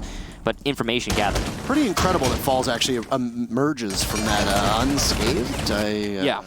Surprised. Bars. And M. King will continuously re-engage from the nitro cell that opened up, seeing the slain teammate. Philippox not too far off. No track stingers left as they were shot away at on red stairs, so you flank routes are going to be controlled only by Rayduct. Lucadera shooting the volcanic shield. And say goodbye to Bullet. I guess the Goyo gets burned alive by his own trap. Oh no, that freezer was a Doom Palace, I think you could call it. The Inferno room, or the Furnace room. There's a pun there, I'll work on it eventually, but my brain doesn't feel like The barbecue. Because Barbecue locker. pit. Yeah. Anybody want a light? 30 seconds left. It's a hot drop into the freezer. They're going to be isolated. Hugzord is stunned for right now. He sees one. He has very limited magazine. Shotgun out, cannot outduel the Zofia. Diffuser's been recovered. Falls as well as Zofia are in there. Navis will have to do double duty. He's gonna snap onto some heads. M. King also needs to get back in. Cyber's been down, so you can pick him up. Navi's getting the right call. Does he have a C4 at his disposal? There's Navis with one. Are you gonna be able to grab Fall?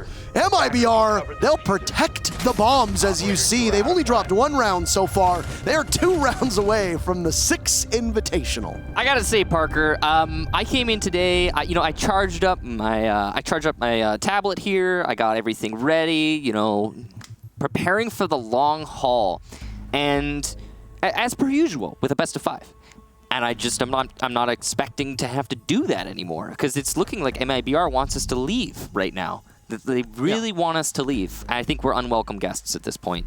That's the vibe I'm getting from this match because, geez, they got somewhere to be. They do, and it's the 6th MIBR Invitational. right now being like, yo, we want to be at the 6th Invitational. We don't want to be here. It's time to go. We got a plane to catch in February. It is still kind of far off, huh? We got a plane to catch in February. It's only like a month away because we are probably gonna be flying out like I assume like the start of February, I guess. Maybe, I don't know. It's like the first or second week. It always lasts a really long time for us because we have to do extra with we have the group stages and all that, right?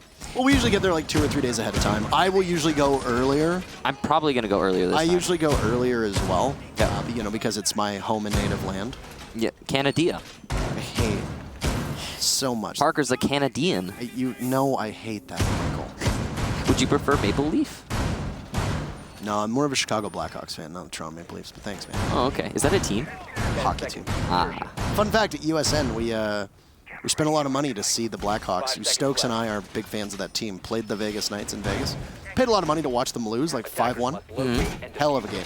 I bet. Honestly, I don't know anything about hockey, but every time I watch it, like I'm impressed by it. The physicality of, because I like to ice skate a lot. The physicality of that is just tremendous. So MIBR are trying to set a record here as our social media manager, Mr. Ice Cold, who runs the Twitter account. He's actually checking to see if it was like 29 minutes and change, I think it was. I think this is going to be the fastest best of 5 no matter what. I think this is certainly setting the record for fastest There's best of 5. no way we're going to look back on this and be like, oh, it was a 14-1. There's 2 reasons why this will probably be the fastest best of 5. Reason number 1 is that because MIBR had the map number 1 automatically, that cuts off a lot of time already. And reason number 2, these other 2 maps are just so fast. God, that's a nice skin. By the way, now available for purchase, the Blackbeard Santa skin, as well as the Universal Knitted Gun skin. The ugly sweater skin. Ugly Christmas sweater skin. And then, of course, that angry, scary snowman with the military hat on. All of those you can purchase now in the store if you so choose, along with the Nighthaven packs, I believe, in addition to the Pro League sets. There's so much to buy, and also the new pilot program sets as well. What are you going to do? You can spend your money. Go spend your money. I would definitely start with the pilot program sets. Paid actors. Yeah. Paid actors. LUL. Lol. Paid actors, lol. Cyber has an air jab on his white door there, as you can see, so he's not worried about a push necessarily, but he wants to capitalize on one if it were to happen. Nice shot there. Cyber gets the C4, despite Philippox having a Mozzie drone inside of Piano. Good information there for the mute. He can push when he wants to, but that C4 from Reduct is wasted because of that call from Philippox and the attempt from Reduct being stopped just outright single-handedly by Cyber. Love it. Now, Lucad's going to get Navis. So Team 1, after the half, are looking a lot better on defense, but that is expected on Cafe. So far, we haven't seen any serious clear come out from MIBR, but they will at least get the Roamer, who for some reason was trying to push up red stairs with still 50 seconds left in the round and 4 attackers on the board. That was an ill-advised push, if I've ever seen one for a Duct. I suspect that we're going to see Team 1 pick up a couple rounds here. I do not think it's going to be a 7-1 just by the way that Cafe plays out. You've got too many opportunities to win a site that just really helps you as a defender. Yeah. The only way I could see Team 1 losing it is, number one, if their strats fall apart after landing a couple good shots from MIBR, or if T1 gets a little restless. And speaking of restless, Lucadera is going to be swinging out onto the Thermite. He snaps onto one, doesn't connect for the second. The Mute sends out a C4, it does not connect. Bullet knows someone's nearby, almost expending all of his ammunition. Things are getting awfully messy, but Team 1 is winning all their fights. It's Cyber in a 1v2. He's got 2 seconds left. No chance at all. Timer will strike 0. They don't even need to get the final kill. Team 1 with yet another on the board. They pick up their second round over 2 maps. They're in a dire position, but they got time to land the plane. Plenty of runway for the time being. Yeah, that's the big safety net that they've gathered in that one round that they got on the first half. A single attack is making the difference here for Team 1. Because, okay, yeah, sure, they won that defense. But if they should ever slip up and it were 6-0, it would still be over for Team 1. They've got a little bit of room to breathe with. And I gotta say, it really does feel like the noose is constricting around your neck when you're in a 6-0 situation, no matter what. Even if you're feeling confident, like, oh, hey, we're going onto the defensive half of Cafe. Even in that situation, yeah, your defender's sighted, whatever. But 6-0, it's scary. It's daunting. 5-1 is so much better.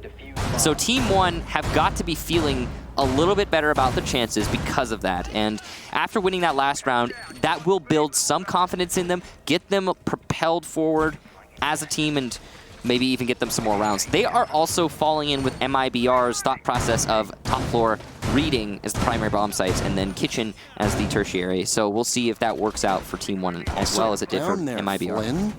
Well, it wasn't, you know, it's not only Flynn now. It's like everybody. Tertiary site. I was casting with Hap and Benelux, and he was saying it too. Tertiary site. Hap's the worst, man. What? Hap and I are mortal enemies. Oh, yeah? Yeah, because he always beats me in this stupid predictions thing that I definitely don't care about. I feel like I'm going to do really bad in predictions because when I did the OG... Are you spoiling that you're doing predictions next season, Michael? You could have reaped that for clout. Look at me, I'm doing predictions. I'm just giving it away. I mean... It's free real estate. I did really bad in the OGA predictions because I only got like 2 right. How did you do in your OGA predictions? I don't know if I did OGA predictions. Did you not? Oh. I don't remember. I did them for funsies, and I got like 2 right. It was a wild tournament. I didn't predict that this would be this match, though. I will say that much. I didn't predict that MIBR would be stomping Team 1 into the ground. But Team 1 do have the virtue, like I said, of being on defense here. So they're successful on Cocktail, and now it's going to be a second floor defense down in Reading Room. No mining that being seen from most teams on Cafe anymore, and Reading plays out differently because most of the walls are, you know, not needing reinforcements. I love the audacity on Philpox there. He's like, there's no one there. I'm just going to reinforce the window. Is that what I'm supposed to do? I'm supposed to reap that for Cloud? I didn't know that. I mean, yeah, I do everything for Cloud. Every single step of my life. Not everything. Ah. Oh, wow. Navi's is actually so determined to have this window open. He's going to come back. C4 goes out, as does a nade. Well, no, the nade gets reserved, actually. Philpox looking for maybe a run out here. This is very dangerous. Nade will miss. MIBR. Oh, what? No bullets landing. Not one. Hello? Ubisoft? Hit registration. Hello? Nah, he missed. It looked like he missed. He missed. It looked like he missed on those shots. Navi's counts as lucky stars as an air jab goes off, and Philpox is able to destroy it. Bullet takes 1 down, knows that there's a second coming. MIBR doubles up on the opening frags, and there's a third over by Lumber now. It's Luke Kid with the shotgun out. A goo mine will give him some aid just above. A vault down, and it's almost assured that Luke Kid is going to win this, especially given the fact that the Nomad is so low on HP. Rise taking out M-King, misses his shots. 2 for Rise now onto Cyber, and Luke Kid will come back in. He's got the Legion down below, which means that it's only going to be Rise on site. The Mozzie in a precarious position. A C4 will likely be in the hands of Luke Kid. Rise down below. He's on low HP, so this is not great. Nobody's in sight right now, it looks like. MIBR have slowed down their attack, though, to a snail's pace right now. And they're actually going to double drop into Laundry, possibly?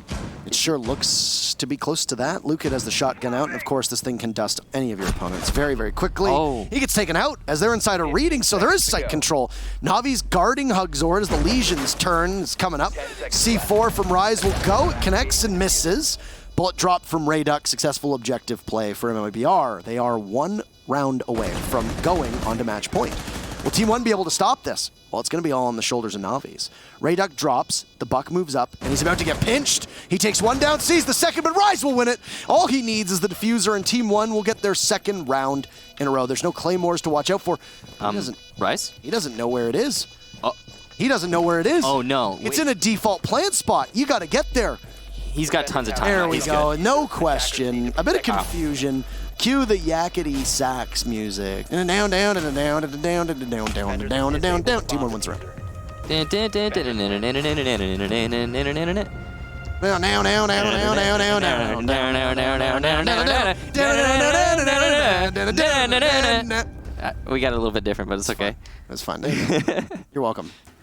And now production's doing it ours. We get paid money to do this, by the way. You know, our job is to words. Pay us money to do this. Kitchen is the next site for Team 1, of course, because they've managed the other two. Now, by the logic of these two teams, this is the low-hanging fruit. I gotta say, I'm honestly a little bit surprised that MIBR did not win that last round. The real reason that I thought that they were going to win is because they managed to sneak their way into the site without confronting the shotgun directly by Laundry, because they managed to circumvent that shotgun and just hit the site, go for a plant. It looked like we were going to see MIBR take that, and it looked like match point, but no. Rise with a 4K clutch. Beautiful stuff. Very impressive. And well recovered after the C4 missed, but you can't discredit the play from the rest of Team 1. They were able to pinch from the main door of Reading, and then over from Laundry as well. Rayduck basically died for the team at that point. Yeah. And it's just been, I don't know, it's been a really interesting map when you compare it to the first one.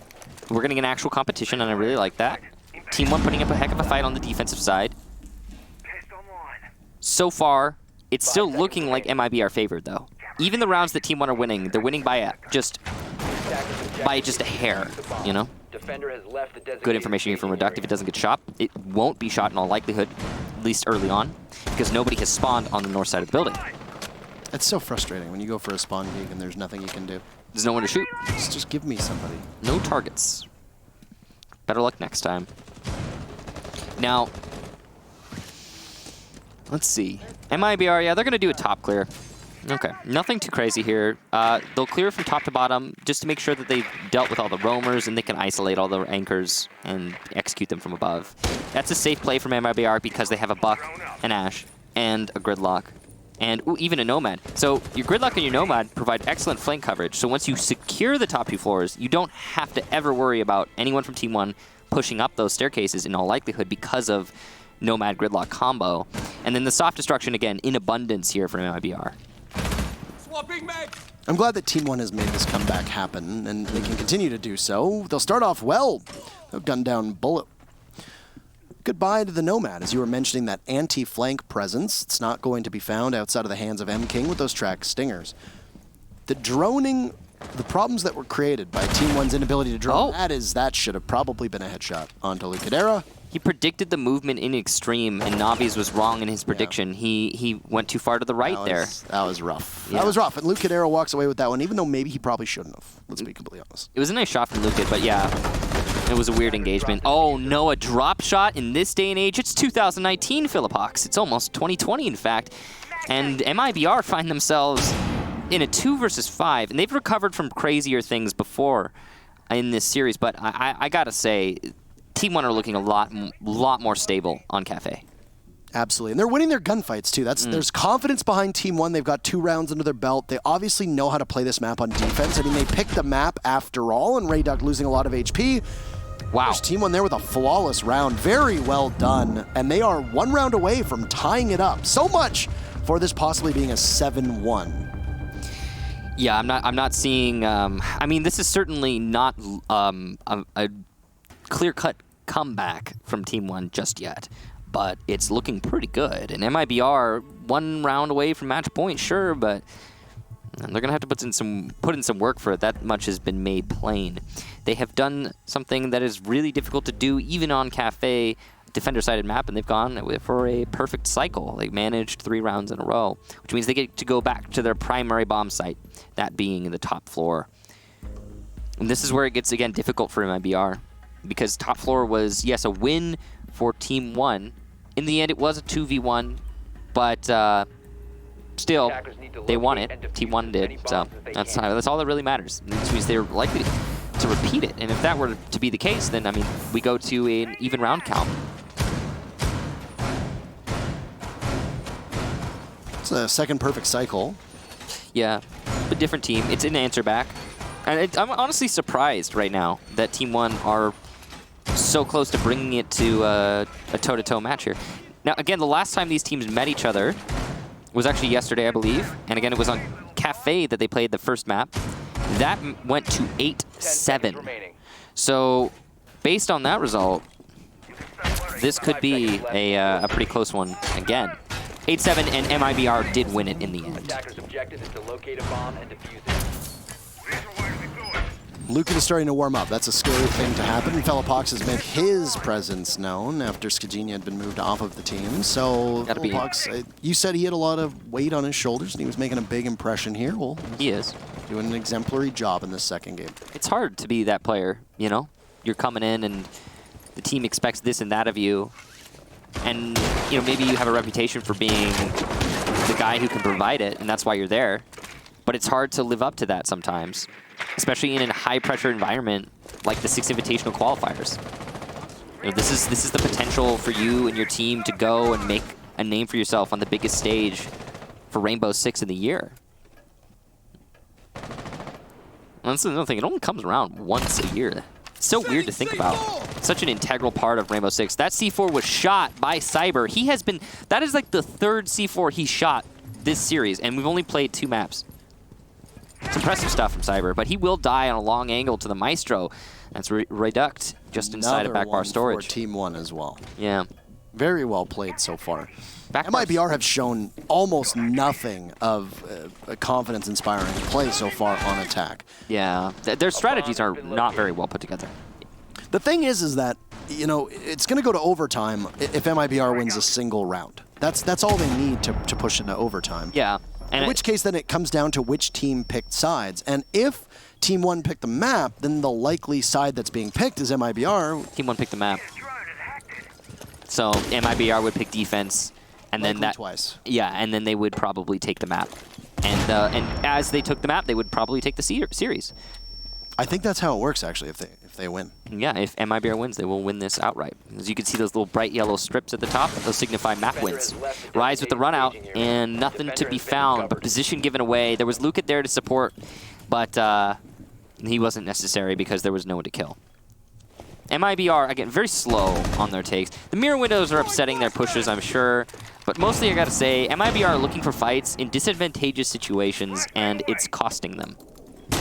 Fall's managing to evade that entire flashbang dump that went down, and he'll respond by throwing out a toxic canister. It does miss, though, so he'll try to choke off the drop that's going to come from the gridlock. The smoke's missed just a little bit. Hugzord going for the plant while Navi's watches. This is a nitro cell waiting to happen, and it looks like Rise might actually be able to do that. Diffuser goes down, but it's a bad post plant for MIBR. It's Bullet in a 1v4 now, so the objective works, but it looks like it might end up being a Pyrrhic victory.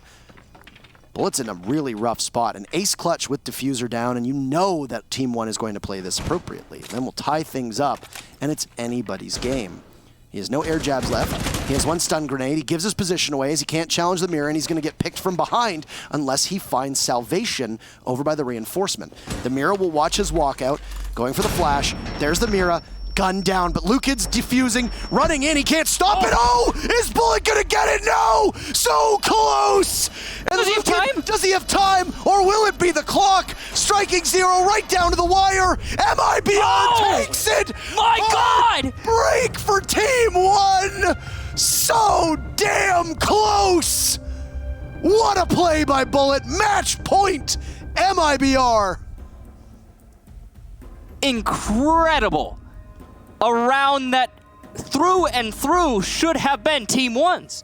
No question in anyone's mind. And MIBR, right at the end, less than a second, it must have been. It was literally, somebody is going to go back and watch that. It's impeccable, the timing on that one. It must have been a nanosecond, an absolute nanosecond. Just wow. And he had a fraction of HP as well.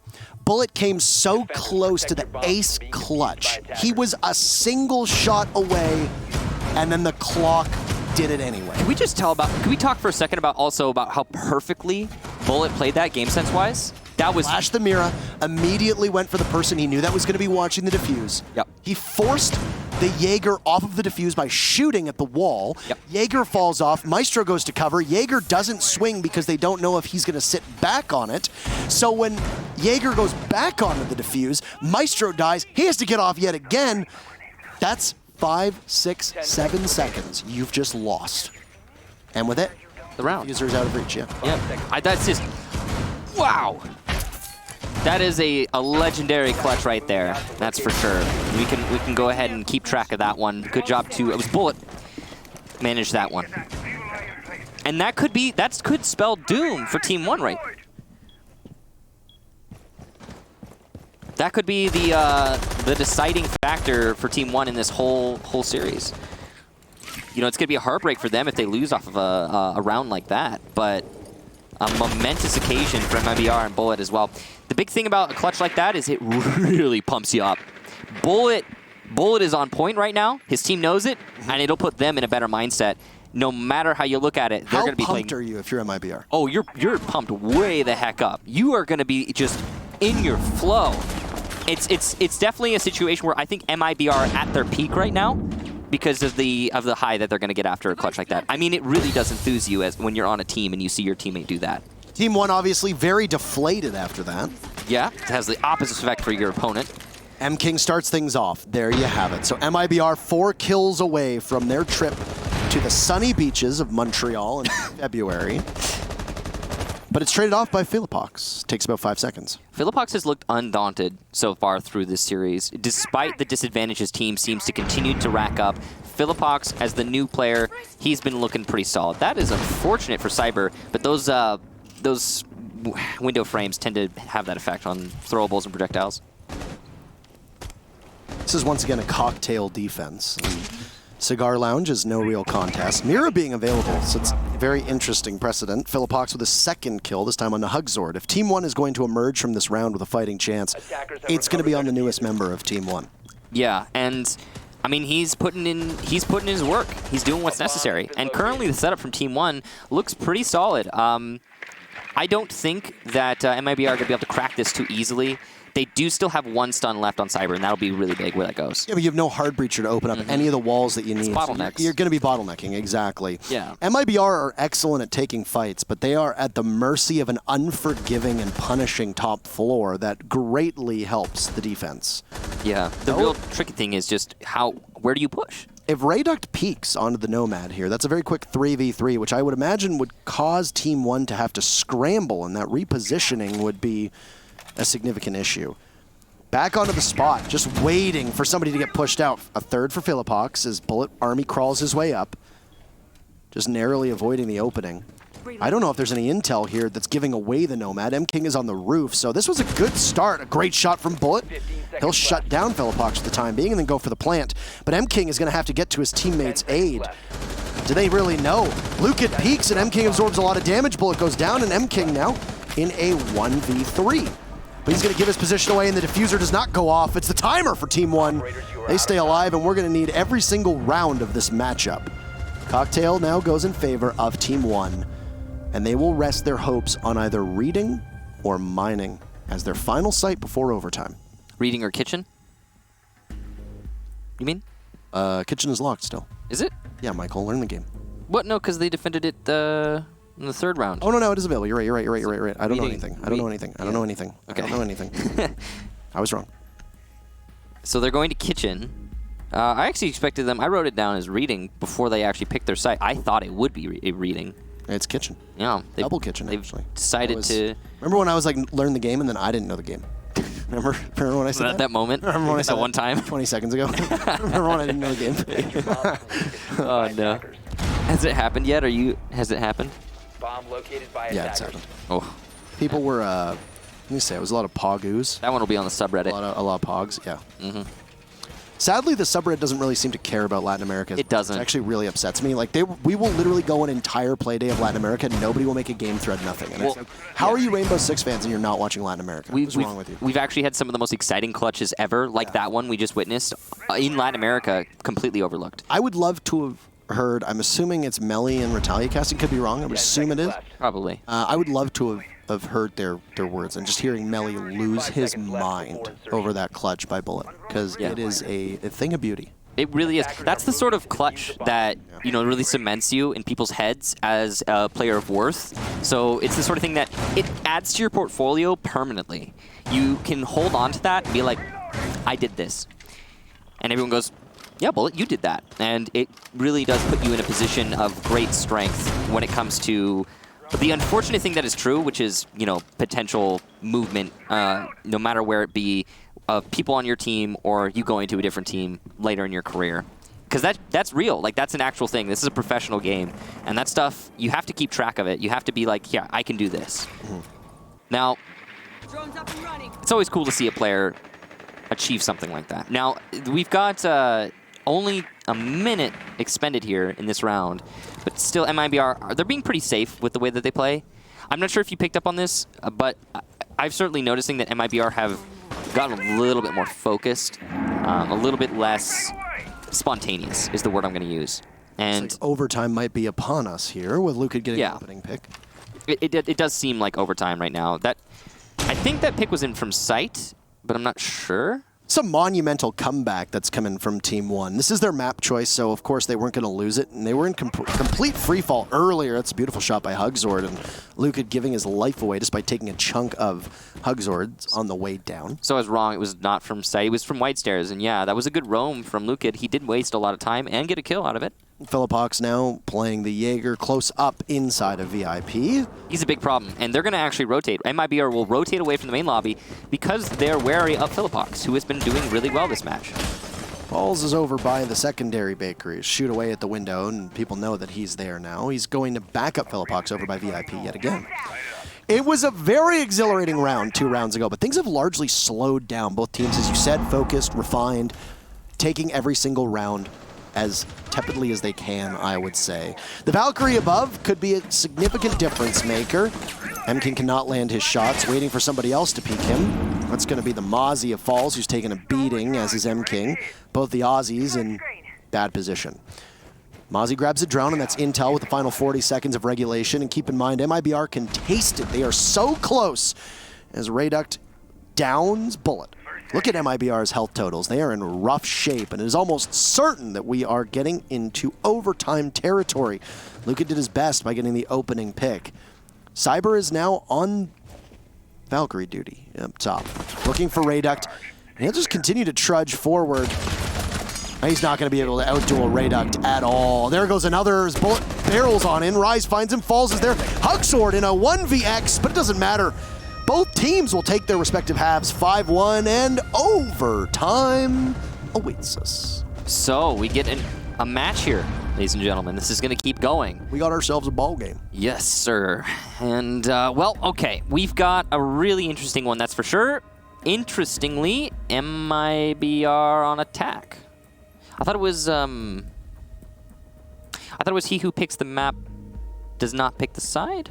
I mean, maybe they picked attack thinking that they would prevail. Who knows? Really? You think so? I mean, if you're Team 1, it doesn't really matter. You are very, very happy with this. Exceptionally happy. So just to be clear, Team 1 picked the map. They wanted to go to Cafe, and we were under the impression that that would mean that MIBR would pick the side. Maybe they wanted to go to attack. It's possible. Could but be. I would still, no matter what MIBR is thinking or what the situation is here with the rounds on overtime, because I'm not sure if it's working out the way that we imagine it is. But no matter what it is, we can say that Team 1 have the advantage here. At least I can say that. I think that. I think that Team 1 have a consistent advantage because they are defending first on overtime. This could give us another map. Map number 4. I would love to see coastline between these two teams. That would be exciting. Now that we have seen Team 1 wake up, and we know that they are capable, I would love to see a coastline. Yeah, absolutely. I will say, though... It's probably going to be a mess. I will say, though, MIBR has gotten considerably less exciting in their gameplay since the first map. Map number 1, MIBR, they got a 7-0 over Team 1 on Consulate, and it was exhilarating to watch because it wasn't just a 7-0, it was one of the fastest 7-0s we've ever seen. You know, it's up there. Not necessarily the fastest, but it's up there. And here and now, MIBR are playing a lot safer. They're playing a lot more passive, and it's showing. You know, I think honestly, the way that MIBR have started to reel it in, not working so great against or great for them. But the reason they're doing that is mostly because of the map they're playing, Cafe. When you're playing on Cafe, there's a lot of engagements that are not necessarily going to be beneficial to you as a player if you're getting hyper aggressive. They're aware of that, MIBR are, I should say, and they're starting to play more calculatedly. But that's not working out for them because of things like that. Fellapox, with his own hyper aggression, will get the kill on an obvious and establish a man advantage in the first round of overtime. That's been a really strong play from him so far. He is really heated up, and he takes a lot of damage for his trouble, but Navi's in particular is a player who can dominate rounds, as we've seen from both Lukid and Fellapox, if we're being completely honest. So worth it. His map is obviously Cafe. Yeah, he's feeling comfortable here. He did pretty well on Consulate, to be fair, but he just couldn't push past the domination that MIBR was putting out. So, can't necessarily blame him. No one else on Team 1 could either. Now, in this map, MIBR are the ones who are struggling a little bit here. Struggling not nearly as much, sure. But, I mean, this is a really hotly contested one. Now, Team 1 have full control. They have no worries. There's no actual push coming up from MIBR. They're going to give them an advantage yet. There's no Thatcher because he's banned, which means that the mute jammers that are likely placed on the wall inside of backbar storage are going to prevent the thermite from opening it unless somebody shoots it from the skylight. I gotta say, I understand why they keep running the thermite, but with the way that we see the Mira set up from Team 1, I often question if a Hibana wouldn't be a better choice to run 1 or 2 rounds just to try and cover and take out the mirror window that's being played over by Cocktail. I agree with you. You got to try it at least once, I think, at this point. And MIBR have been stuck in the mud when it comes to this thermite pick, and Hugzord has died twice, I think, on Cocktail, please. Yeah. And he ends up being largely ineffective, especially if that hard breach doesn't go off. It's allowing Falls to play so deep back with relative impunity and chips away at Hugzord's damage with a toxic bait going down. He doesn't have much cover, but he'll attempt to stick the landing. Last time around, MIBR was so successful here. Rise will push up. There goes the diffuser. Cyber's in next. Another explosive blast, and Falls will take the fight to Cyber from above, and it's an absolute calamity. With MIBR twisting and turning, bullet downed, and M-King will have to pull a rabbit out of a hat. Almost impossible situation. 10 seconds to find all the kills, and all you need to do if your Team 1 is hide, but they're not gonna. They'll take the fight right to MIBR, and the defense will continue their winning ways. Match point for the first time all day for Team 1. Big defense there for Team 1. I mean, but they didn't honestly do anything special. It mostly comes down to the fact that MIBR, their strategy, not gonna lie, was pretty shallow. What they wanted to do there, as you could clearly see, is the same thing they did the last time they managed to win an attacking round. On a clutch, mind you.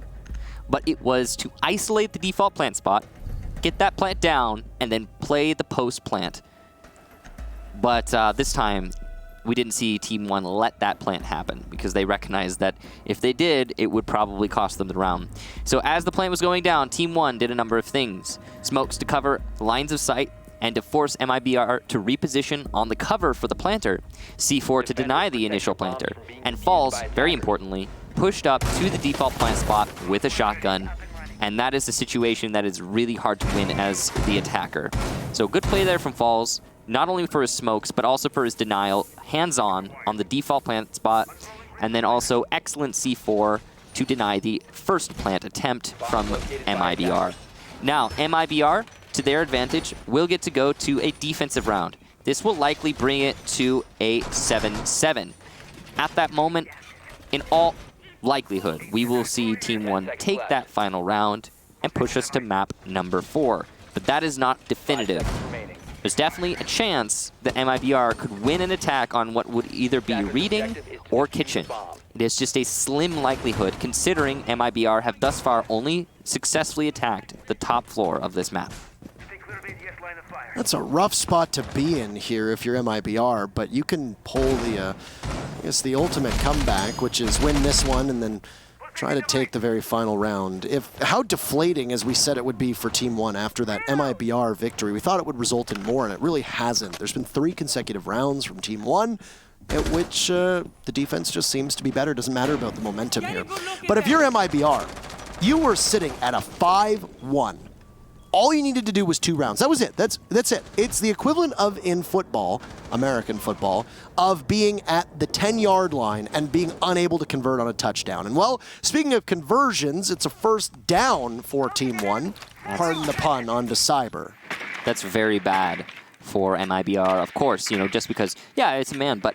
and it's a gun, and it's gone. And it looks like there's going to be another one, possibly. Lukid whiffs his first lifeline, doesn't shoot out the second, saves it, waits for the next opportunity. This player, though, Navi's, is being pinched from multiple windows and droned out all the while. It is not going to be an easy hold for him inside of Train, but he's doing his best. These pre-fires coming out here to try and delay. There's an answer back there from Lukid, but oh no. What a shot. What was that from Falls? All the way from Red Stairs through 2 walls, manages to get Navi's and open up Train. That will allow the attack a direct access line to A through the fireplace and the rotation that was made by the defense. Need we remind you that the last time that we saw Team 1 attack Reading, and actually both times that Team 1 attacked Reading, they walked into the waiting arms of every member of MIBR, and MIBR actually almost had a flawless round on one of the previous times on this site. Yeah. But so far, whether it just be the inability to close out rounds or not, they have looked nowhere near as strong. And that's Team 1 capitalizing every step. I think it's important to remember, Fellapox, he's going to add to Team 1's tally and take down M-King. They're in the hallway. We'll get another by 90. It's all on Bullet, who's on 1 HP. He needs 5 to win it. Rise planting. Nobody on Team 1 giving the opportunity. You saw Lukid, he fell back. He's like, nah, don't need to. Let's win this. Bullet will not be able to deny the plant. And again, just on that sliver of HP, so he'll die to anything the enemy throws at him. In this post-plant situation, he's running low on time. He has a player on rappel, somebody in luggage, someone on the other side of the map by Red Stairs, even all the way by the east balcony door. This is an all but unwinnable situation for Bullet. And I gotta say, looks like we're going to map number 4. A nice one there from Team 1. You could see the patience coming out here. Let's lock it up, they say, and lock it up they do. An excellent performance from Fellapox and Team 1 as a whole. We go to map number 4. You can't even necessarily give a lot of praise to Team 1 for that. MIBR looked dreadful by the end of that match. That's fair. You had 2 rounds to take. You win 1 off of what you probably shouldn't have won.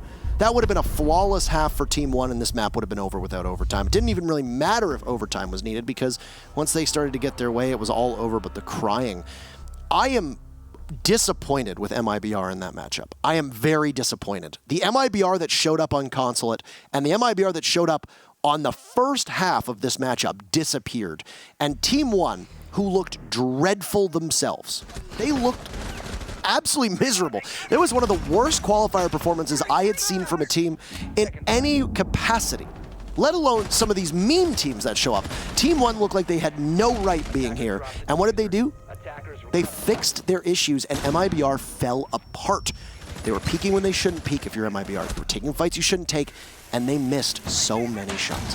The thing that really makes me sad, Parker, is when I watched map number 1, my first thought, and the thought that I was still holding on to for that whole map was, and I even said it, I really want to see MIBR play like this at the 6 Invitational. That is what you said. That is what I still really felt that. And then to see them lose that right after, well, it just gives credence to the theory that MIBR is a very emotional team. And, I mean, that means they're going to have ups and downs. Clearly some things to work on when you are leading in round count. 12-1 and 14 is all you need to put this one away. Coastline is MIBR's map pick.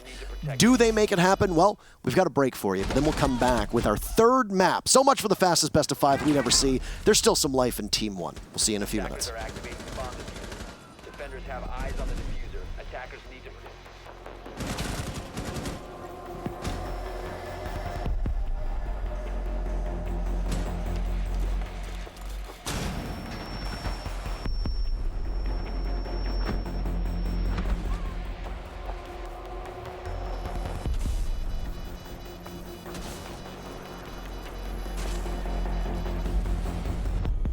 Attackers win.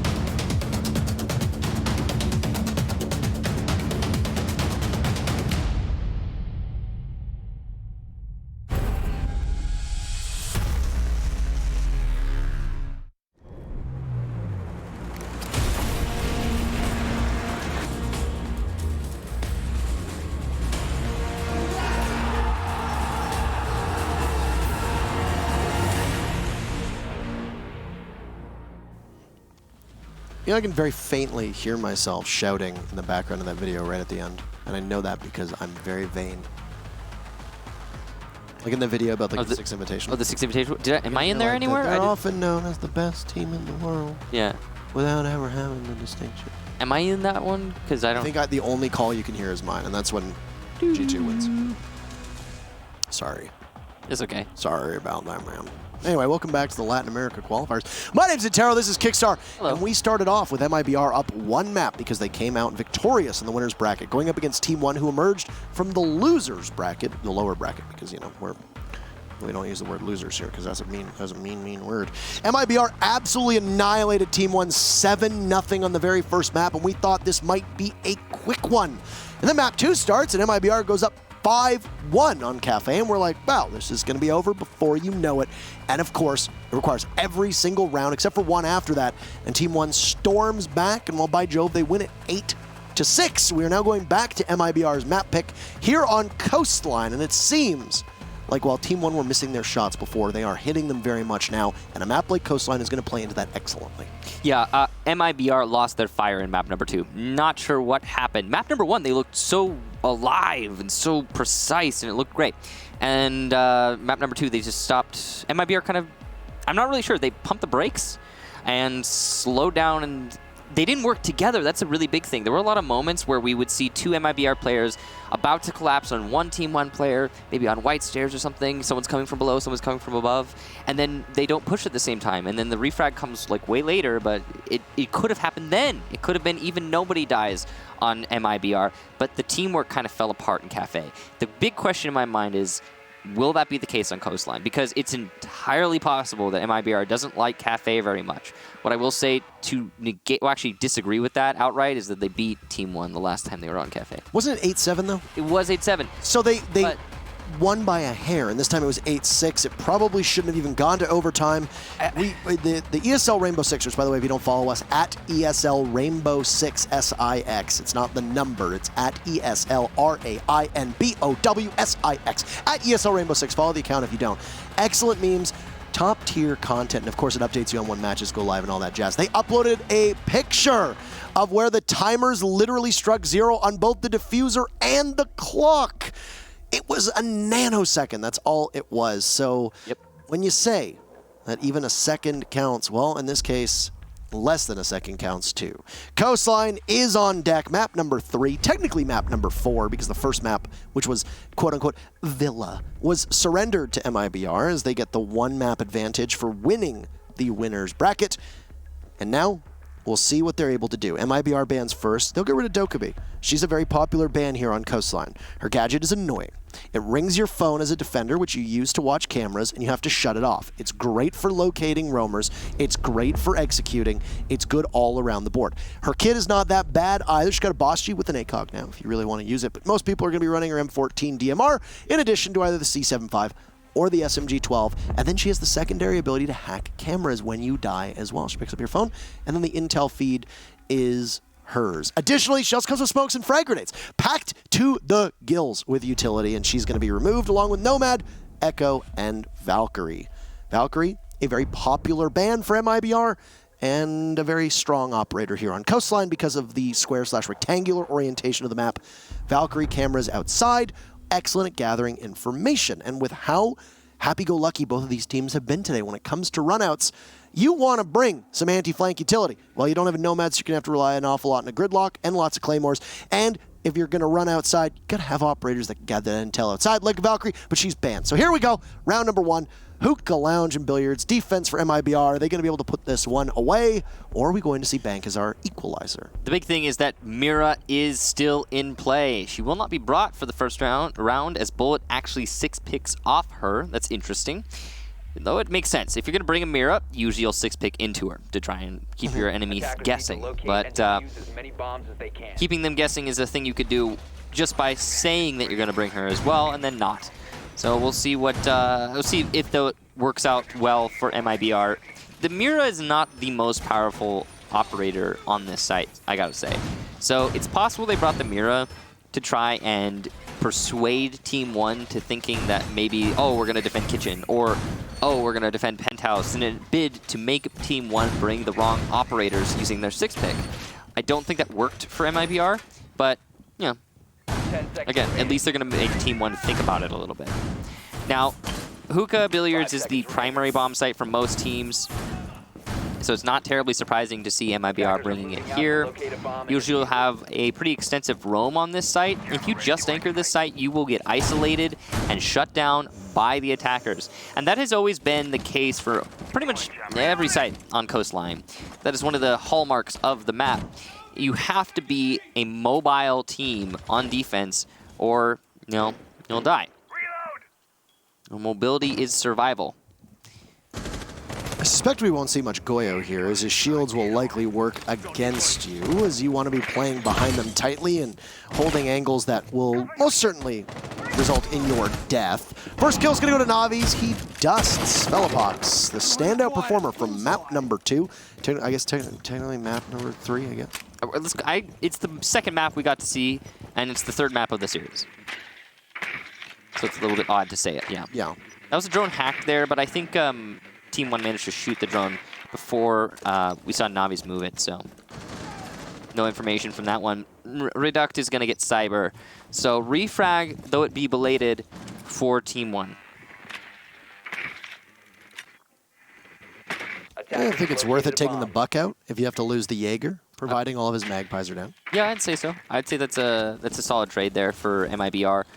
They managed to put Team 1 in a bit of a corner soft destruction-wise, but they still got a Zofia and an Ashe, so it's not that much of a deficit. The only thing is that you're not going to have to deal with as much vertical pressure from Team 1 if you're MIBR. Though, again, I don't think that's too much of an issue. So, yeah. The Buck is really just good for getting rid of, just because it's Velopox, who's been fragging out pretty heavily in this match. And him being gone is going to make MIBR sweat a little less. MIBR's got a lot of sweating to do after the heinous display that we saw in that second half of Cafe, where they really should have been able to lock it away, but did not. Yeah, absolutely. Yeah. It was pretty bad. They kind of fell asleep at the wheel, again. Yeah, no congratulations in store for them here, as all that chews away at the ankles of Reduct. One bullet landed, a second there.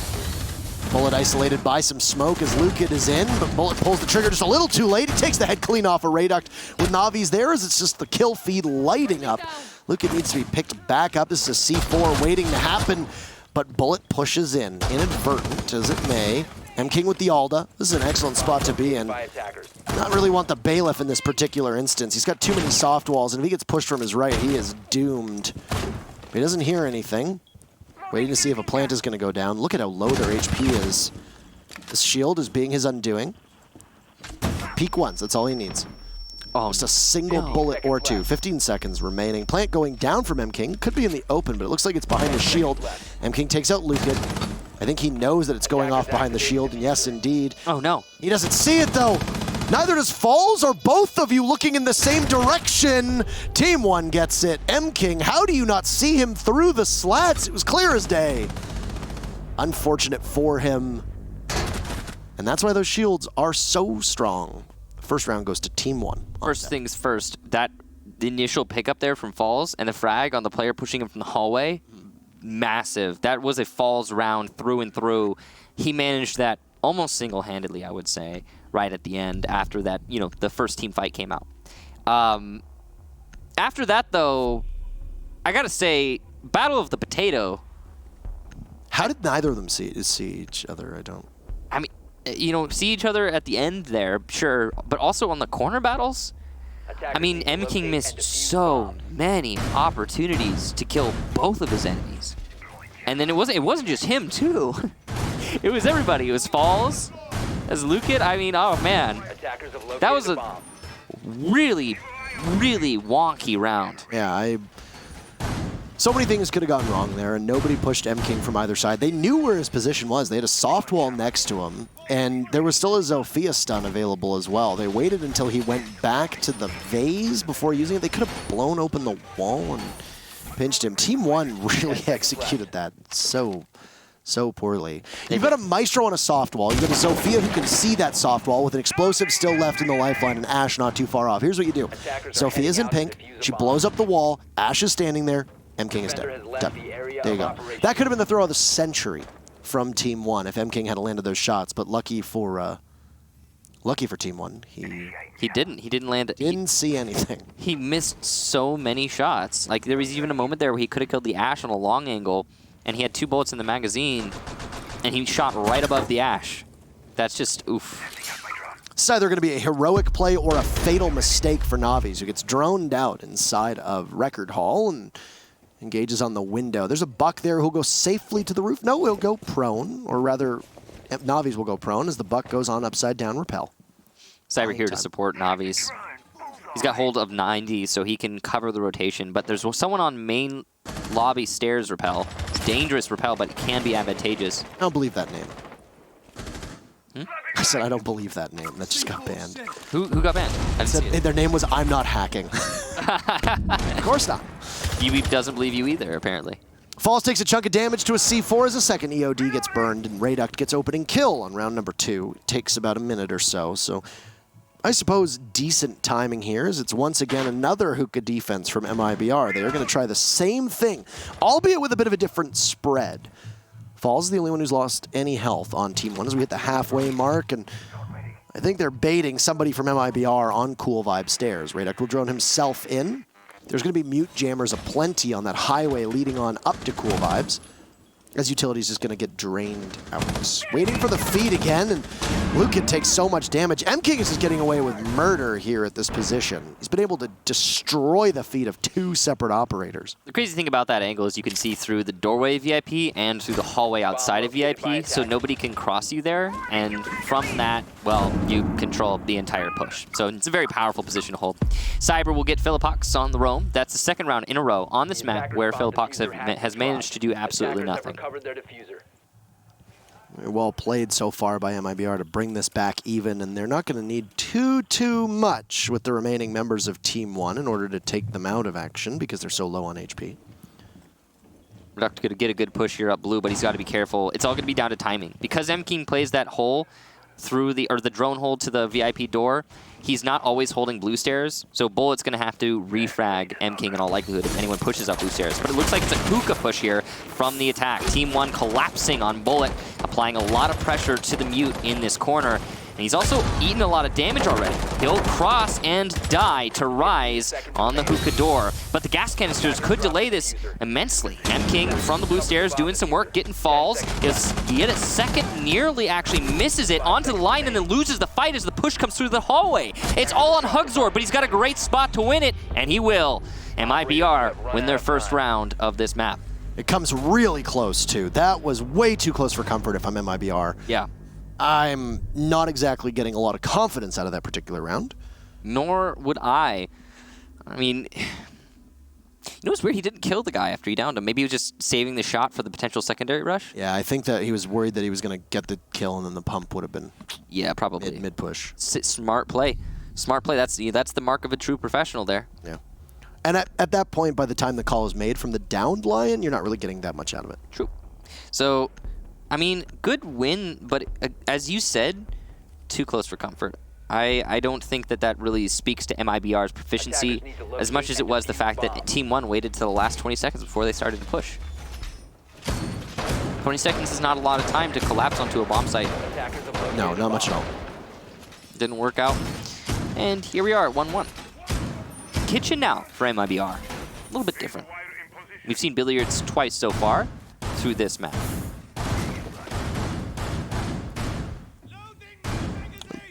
Assume we'll see the double bars at some point between these two teams. It's typically how it works with the site rotation. So.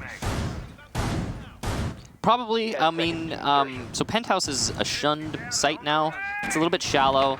Unless there's a mirror on the board, which there is available. Is available, so like it could be played, but it's still not. I think something that a lot of players like to go to. Yeah. Double bar is the preferred site by far, and the reason is double bar is hard to hold, but if you've got like a semblance of strategy or coordination, it's not.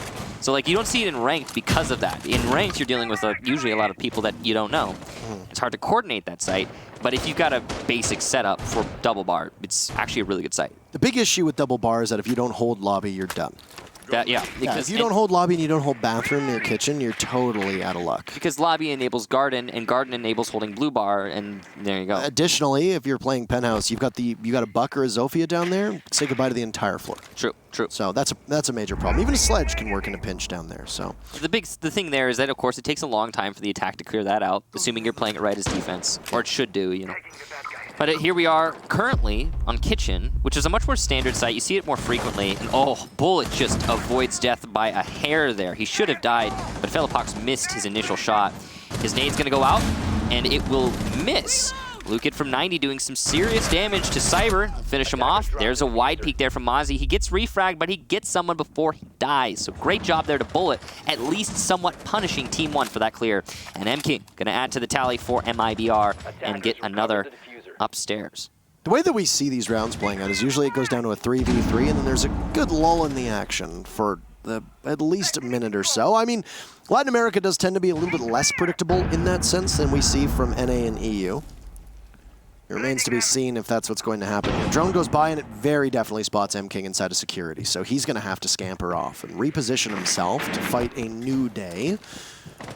Still have an EOD left, still got utility and falls. There's quite a bit that Team 1 are able to put together here if they really need to. And he's expecting the Maestro to peek out. That's emerged from security. Second floor control was assumed by Team 1 much earlier on, but now Lukid will go up there and drone away to see if somebody is going to play below. This is likely to assist a teammate. It's really big. Lukid does not have breaching charges, so he cannot leverage his top floor control. He's got stuns instead. He's managed to open up one hole that will give him a good line of sight onto stock, but nothing too significant, to be honest. And as we hit the last 30 seconds, Team 1 needs significance. They need to pick on one of the anchors in order to take this win. There's plenty of denial for MIBR, but they're not using it right now. Rice is going for the plant, and Smoke is actually going to deny that plant. Great placement from Hugzord. And while he will die to deny that plant, it was worth it. Lukid and Falls have a lot to do here, and with M-King still in the main lobby, it's going to be hard because of all those ankle-level holes that have been opened up by the defense. Missed pump, but the second lands, and M-King gets Falls in the main lobby. MIBR, 2 rounds in a row. And they need these. They need to earn back their confidence after Cafe, obviously shaken from the disappointing performance, and you know that they assume they're better than that. You know that they know they're better than that, and they frankly were. The Cafe result is right now a bit of a blight on the record of MIBR over the last 2 months or so, I would say, but very much in keeping with the MIBR that we saw around the Raleigh Major, when they were not a very strong team. I'd say the key characteristic of MIBR is inconsistency. I would agree with that. But they've got high peaks and really devastating low lows. So there's definitely a lot of potential here. I think as soon as they establish their consistency, they're going to be such a juggernaut of a team. And if they can do that before the 6th Invitational, which is possible, still... If they even make it. Keep in mind, there is a chance true. still that Team 1 can come back here. Forgive my foregone conclusion there. I'm out of turn, I suppose. How dare you? How dare I? How dare you, Michael? Yeah, there is a good chance here that Team 1 could bring it back. I mean, they've looked definitely...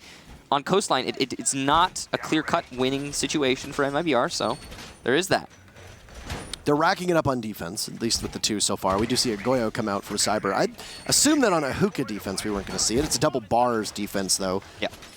I don't know if we're going to see MIBR go back to hookah unless they absolutely have to, given the way that Team 1 was able to manhandle them. But they won the round. They did win the round. It was close, though. But still, I will, like I said, that's why you go back to it if you have to. I would still just play kitchen and double bars if you can avoid going to hookah. I don't think they're going to buy into that line of thought, but I agree with you for what it's worth. They'll probably go back to billiards as soon as they can.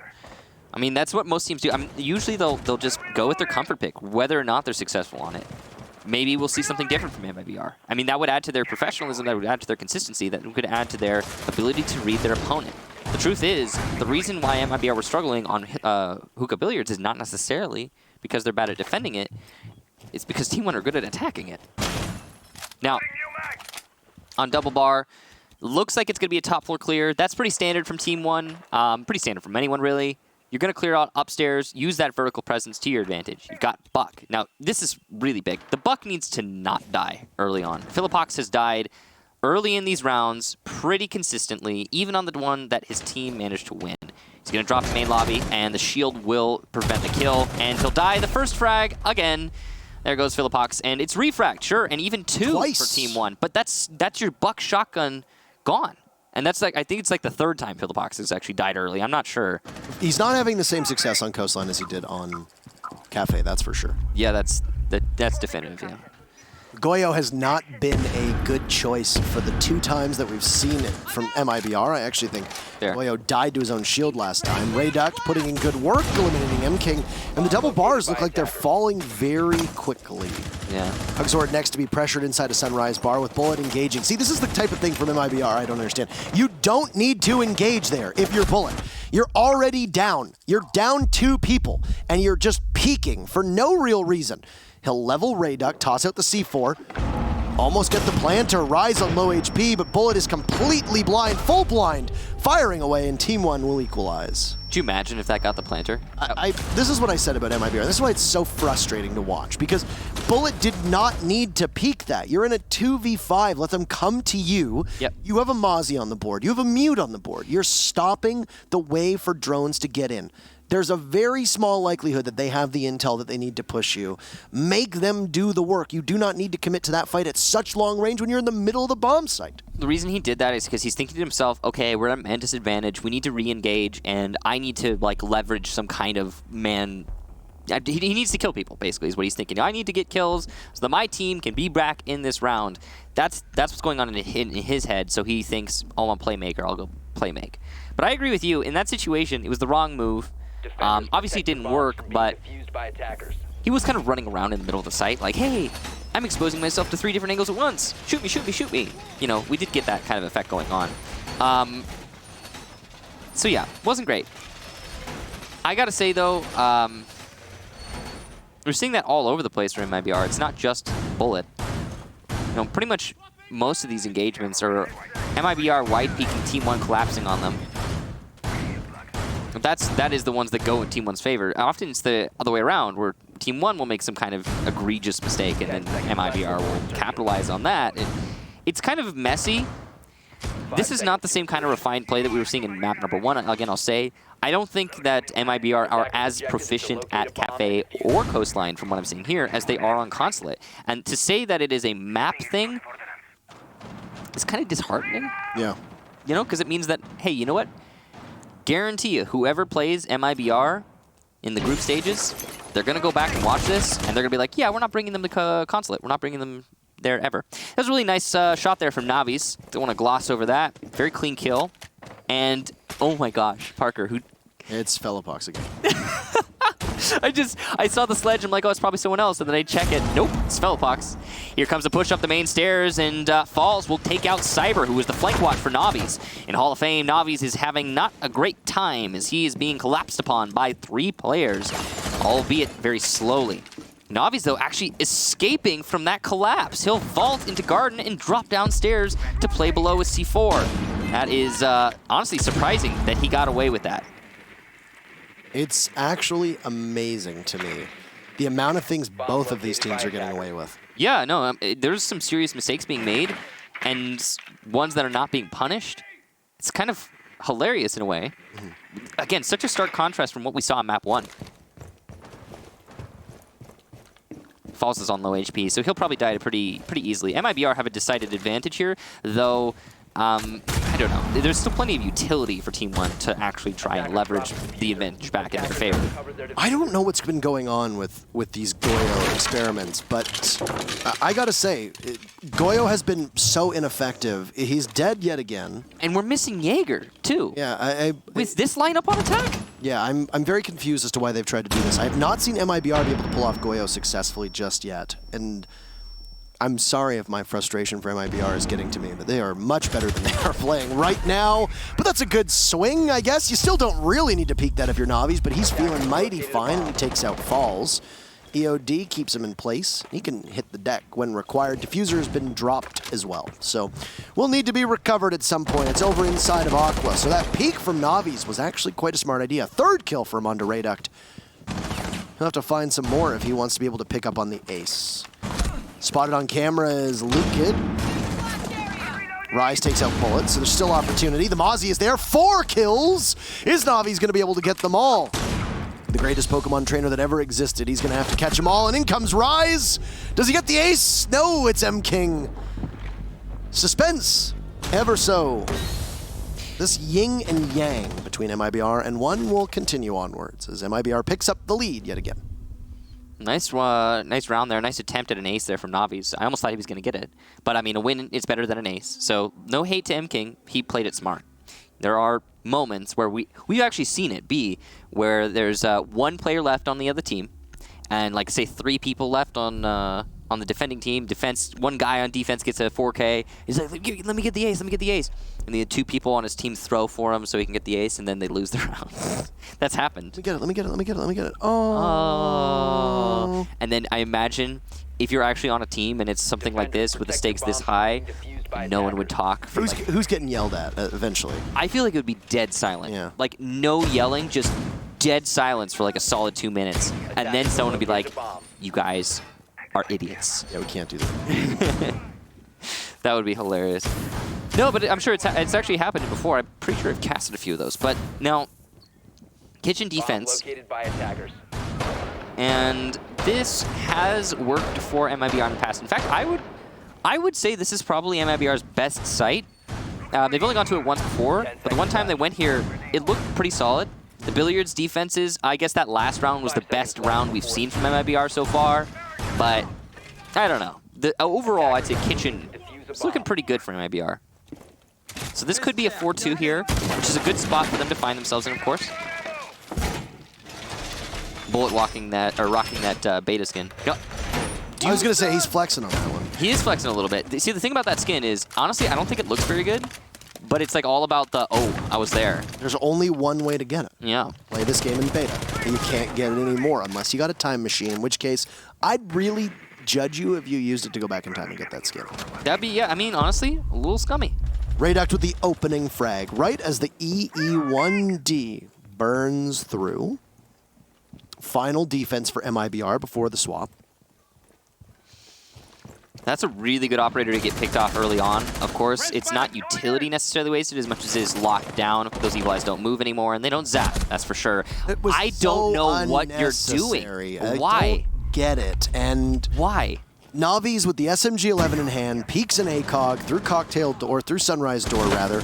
Cyber's on a one-man holdout. He's dive, dip, dodge it, and dive. Almost wakes at work, but he can't do it. Dodge, dive, dip, dive, and dodge. Luke walks away with the victory, but he loses the Lion in the process. That actually wasn't that bad of a play from Cyber, given that he had nowhere else to go. And it's like he heard us. He switched off the Goyo and went with the Jaeger instead. It's a smart play. Cyber recovered the round just now. It's definitely not a surefire win for MIBR, but they've got a chance, and it's because of Cyber and his excellent gun skill. But I gotta say, Navi's made it way harder than it needed to be. Ooh, bad peek there in the sight from Hugzor, and it's all on Bullet now, and he's caught between kitchen window and the other bomb site. He's gonna have to combat roll his way through this site. C4 goes to the window, gets shot by Falls almost immediately. The peek causes Bullet to lose a lot of damage, and honestly, post-plant, this looks pretty much unwinnable for Bullet. Team 1, great lockout of the site. They will end this half, in all likelihood, 3-3, unless Bullet shows us a miracle play. With the setup being even more spread out, it's looking very unlikely. There it is, Team 1, 3-3, and we go to the second half. This is about as close as it gets. Just like that, yeah. Yeah. Extremely close between these teams, especially given that first map, and then the second map. Never would have expected this. And that's funny is that when people go back and rewatch this VOD, no matter what happens, when people go back and watch this VOD, they're going to see that very first map that's 7-0, and they're going to look at the VOD length and say, what on earth is going on? Yeah, it definitely is going to be one of those. I mean, I could see us going to the final map now. Based on that performance in the first half, it's entirely possible. Coastline's a fairly balanced map. If I recall, I think statistically, Coastline is the most balanced map between attacker and defender. I'm sitting around like a 55 to D. I'm not really 100% sure, but yeah, I haven't looked at the stats in a while, but the last time I did, that was about the case. So this is definitely not an advantage or disadvantage to either team. It's just a lockstep, really. So, Billiards for the first defense here for Team 1. Dude, that last round, again, I'm honestly angry at Navi's. Is that... maybe it's unfair, But I'm a little like unnaturally angry at him for trying to go for that push. Such a bad play. He didn't need to. He abandoned Cyber in the blue bar. Or sorry, not the blue bar, the sunrise bar. He's like, hey, yeah, hold it yourself. 10 seconds to go. Good luck, have fun. Imagine there's a crossfire there for the defense. And they managed to pick up 5 seconds all left. of the people pushing into sunrise bar. Stop that attack cold. It's a 4-2 split. Then your MIBR, you're feeling really comfortable. And defuse it. I just don't know what he was thinking. Maybe he wasn't. Maybe. Maybe he wasn't thinking. Yeah, it's possible. Sometimes not thinking in Siege works for you, you know, but that was not one of those moments, apparently. Sometimes not thinking in Siege works for you. I'm not kidding. Tagline of the game. Yeah, really. Sometimes not thinking works. Yeah. Really? Yeah, I mean, you ever play ranked before? I try not to. I'm kidding. I don't blame you. I'm kidding. I am very much kidding. Yeah. This is a play. This is certainly a play. Sometimes not thinking works. Catch him off guard on Aqua balcony as Rise is prone through that opening in the barricade. You know, honestly, that's Peeking, now he's peeking Skylight. This is something, like we said, this match has been people doing things that you don't expect. Yeah. You're hard peeking Skylight, just standing in the middle. Yep. He's standing right in the middle. Unexpected, that's for sure. Lots of information being gathered here by Cyber, by the way. Yeah. Since his drone is in the mist, it's going to be hard to spot for the defense, so that might persist for a long time. Bomb has been located. The only one holding B right now, really, is Falls. And he's already used 2 of his gas canisters. We're only a minute into this round. And there goes Rise. So he was being very, very tense and flying a little too close to the sun. Down he goes. Warden being played, by the way, inside of pink, becoming quite common. It's because there's so much disruption you can bring, and oh wow, this is actually No way, he's- Rayduck just did this. He's got control of the shield, and he's going to be able to get a lot of kills from this position. He'll get 2, in fact. 1 on the down, but finished off just now. His position given away by the Lion EE1D, but Reduct just recovered the round with the unexpected play. Rayduck has been on a heater so far in this matchup and has been carrying his team when Lukid as well as Philippox have fallen off. But he'll be rewarded for all of his work with the Grave with a minute to go. It's fine. I mean, he did a lot there. He did his job. He was able to anchor down Aqua. You haven't surrendered Diffuser just yet, but you've got Aqua being watched from Lukid, and you've also got Hookah being watched from Falls. So the coverage that you need from Team 1 is there. They've got, not necessarily a cross, but both entry points will be covered. MIBR have enough time to go back onto drones. 45 seconds, give or take, to be able to feel out where the remaining members are. Now, because you're an Aqua, where do you go if you're Lucadera? Well, you don't bother to pull the trigger a little too early. Oh, no. Oh, they didn't spot him? They didn't. I don't think they spotted him. They didn't fully drone it. That is such a monstrous mistake. C4 goes, gets shot. Lukid still being detected as both members of MIBR will charge on in, surging towards the site. Falls takes out Cyber, and MIBR's negligence is going to cost them this round in what seemed like a surefire gambit, and it will indeed. What a ludicrously poor mistake, and Team 1 will now take the lead. They had the time. What I was thinking that whole time was drones coming up from main lobby, 45 seconds on the clock. My first thought was, yeah, Team 1 have this. They've got enough time to fully drone out their enemy, determine the exact locations of their opponents, and then win the round. And then what? They set up their drone for a flank watch. They don't even bother to check luggage. I'm sorry, but you had time to actually drone luggage, then the site. It would have been cutting it close, sure, but you could have done it. And they didn't even try. They're like, nah, we'll just, I don't know, pre-aim the common positions. And it cost them so hard. So, sorry, I was actually getting the teams mixed up there. I meant MIBR. It cost MIBR 100%. round. Yeah, so Indisputably. big mistakes there for MIBR. Great job for Team 1. That was a round losing mistake. Locate and Yeah, defuse bomb. Team 1 just did a lot of weird stuff that MIBR didn't expect as well. A lot of repositioning that was odd. Reduct, retaking Aqua. The position played by the Mozzie inside of luggage. Lots of different layers to that. Anyway, Team 1 take a lead. Once again.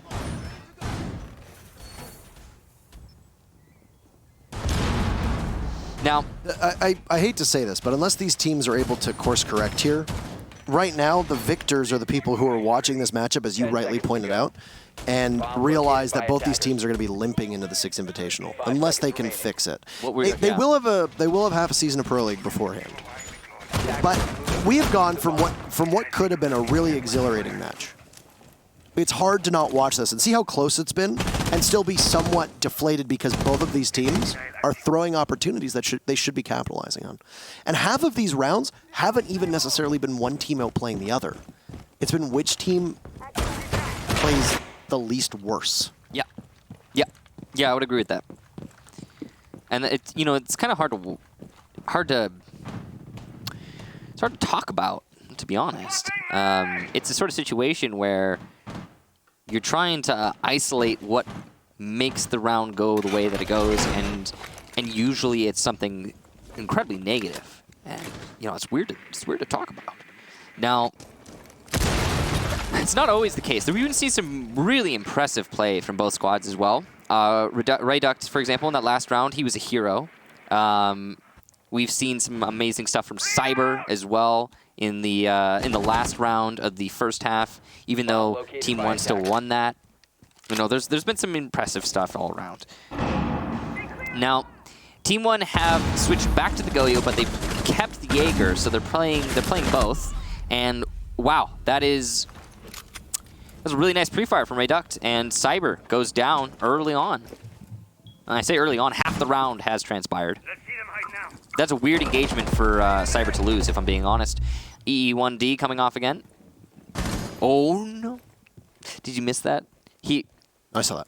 Yeah. That's... Bullet peeked the hallway. His ACOG was covering the opponent. Then he saw the little move of the Goyo. And it's Philippox, and it was too late at that point. That was weird to watch. Philippox's position with the Goyo, as we'd mentioned before, we haven't exactly seen the most effect out of a Goyo just yet. We haven't seen the most effect out of Philippox through this map. That's true. He's been largely absent, replaced on the scoreboard by Reduct. Yes. And he's in a fragging role, and he's going to be able to punish anybody that he finds. The Jackal was his sultry muse on attack. Philippox down. Speak of the devil, and the devil shall appear. Say goodbye. His volcanic shields will stay upright. The designated first frag. He's the DD, the designated death.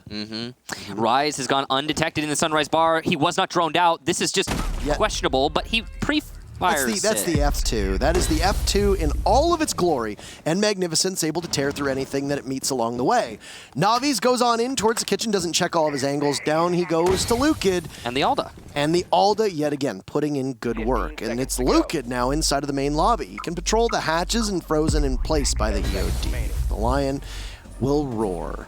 10 seconds to go, 5 seconds to go, bullets on in. Where is Team 1? MIBR is planting in the midst of smoke. M-King is watching, and Hugzord will get this one off successfully. Bullet shreds through Lukid, and it's Reduct to retake. He's not going to get anywhere. MIBR finish this one off. They'll tie it up yet again.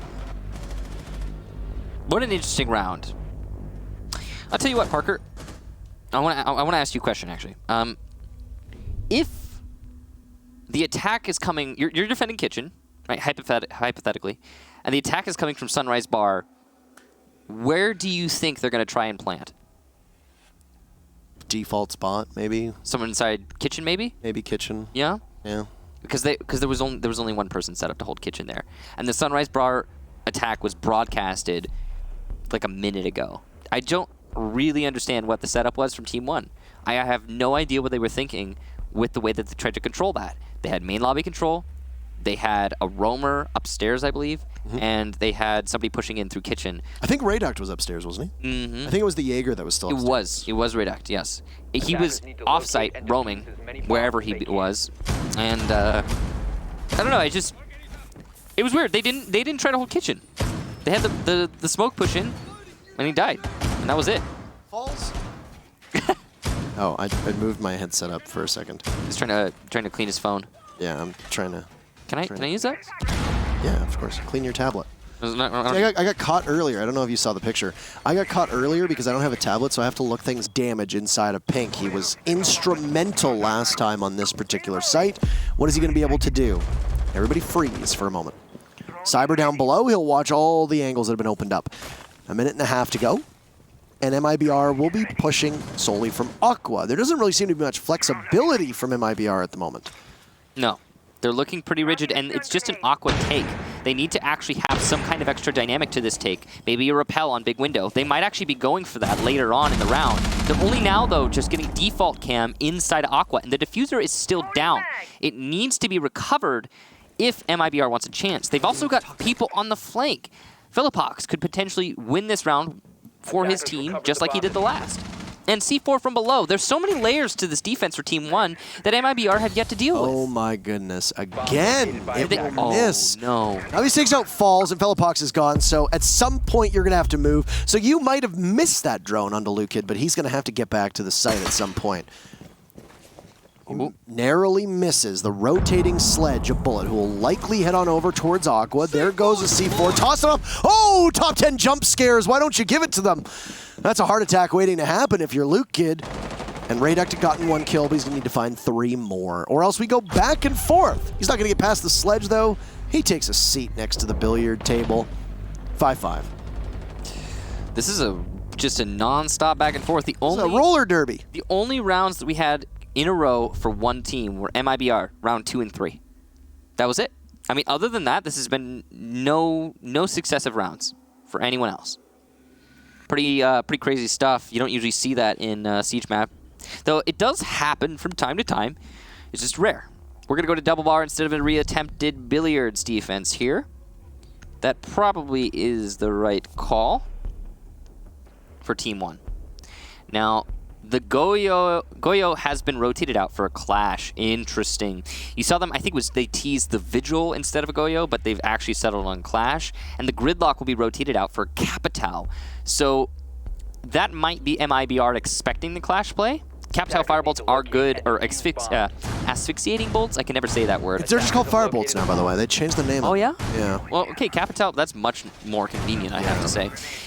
The Firebolts are very effective against a clash, although I would say I personally prefer the lifelines from Zofia. The side of the building by Rise.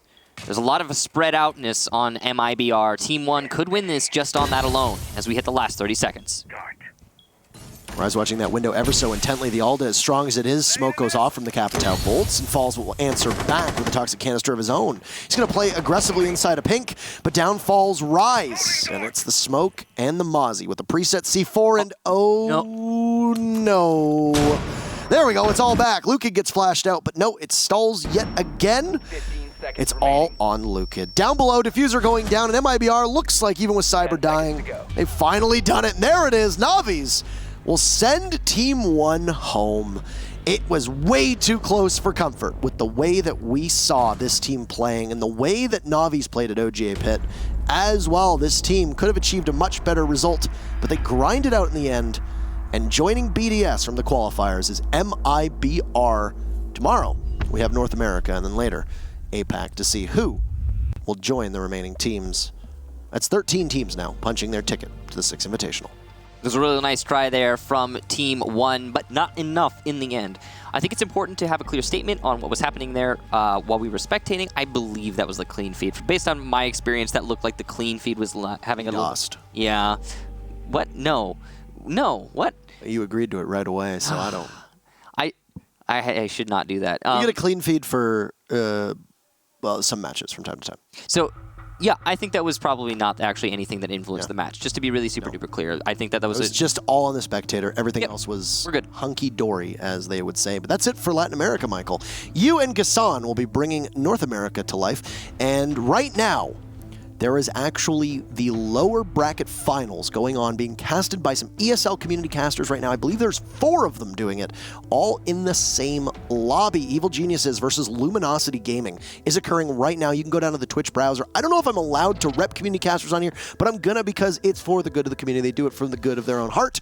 Go watch Evil Geniuses and Luminosity play in a best of 5. I know I will before I have to take off and fly back to Canada, but that's it. That's it for me. This is my last cast of the year. Michael, I'll see you next year.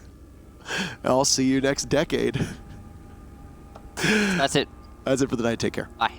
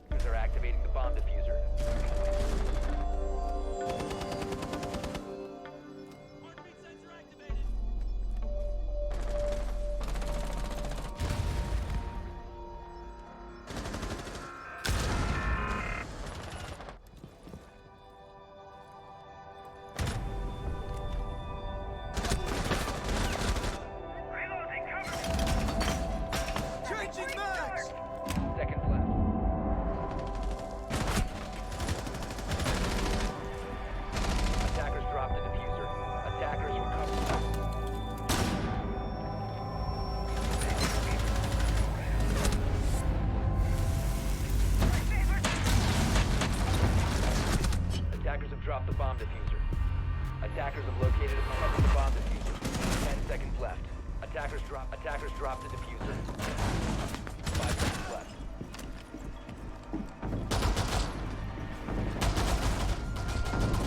Operators, you are out of time.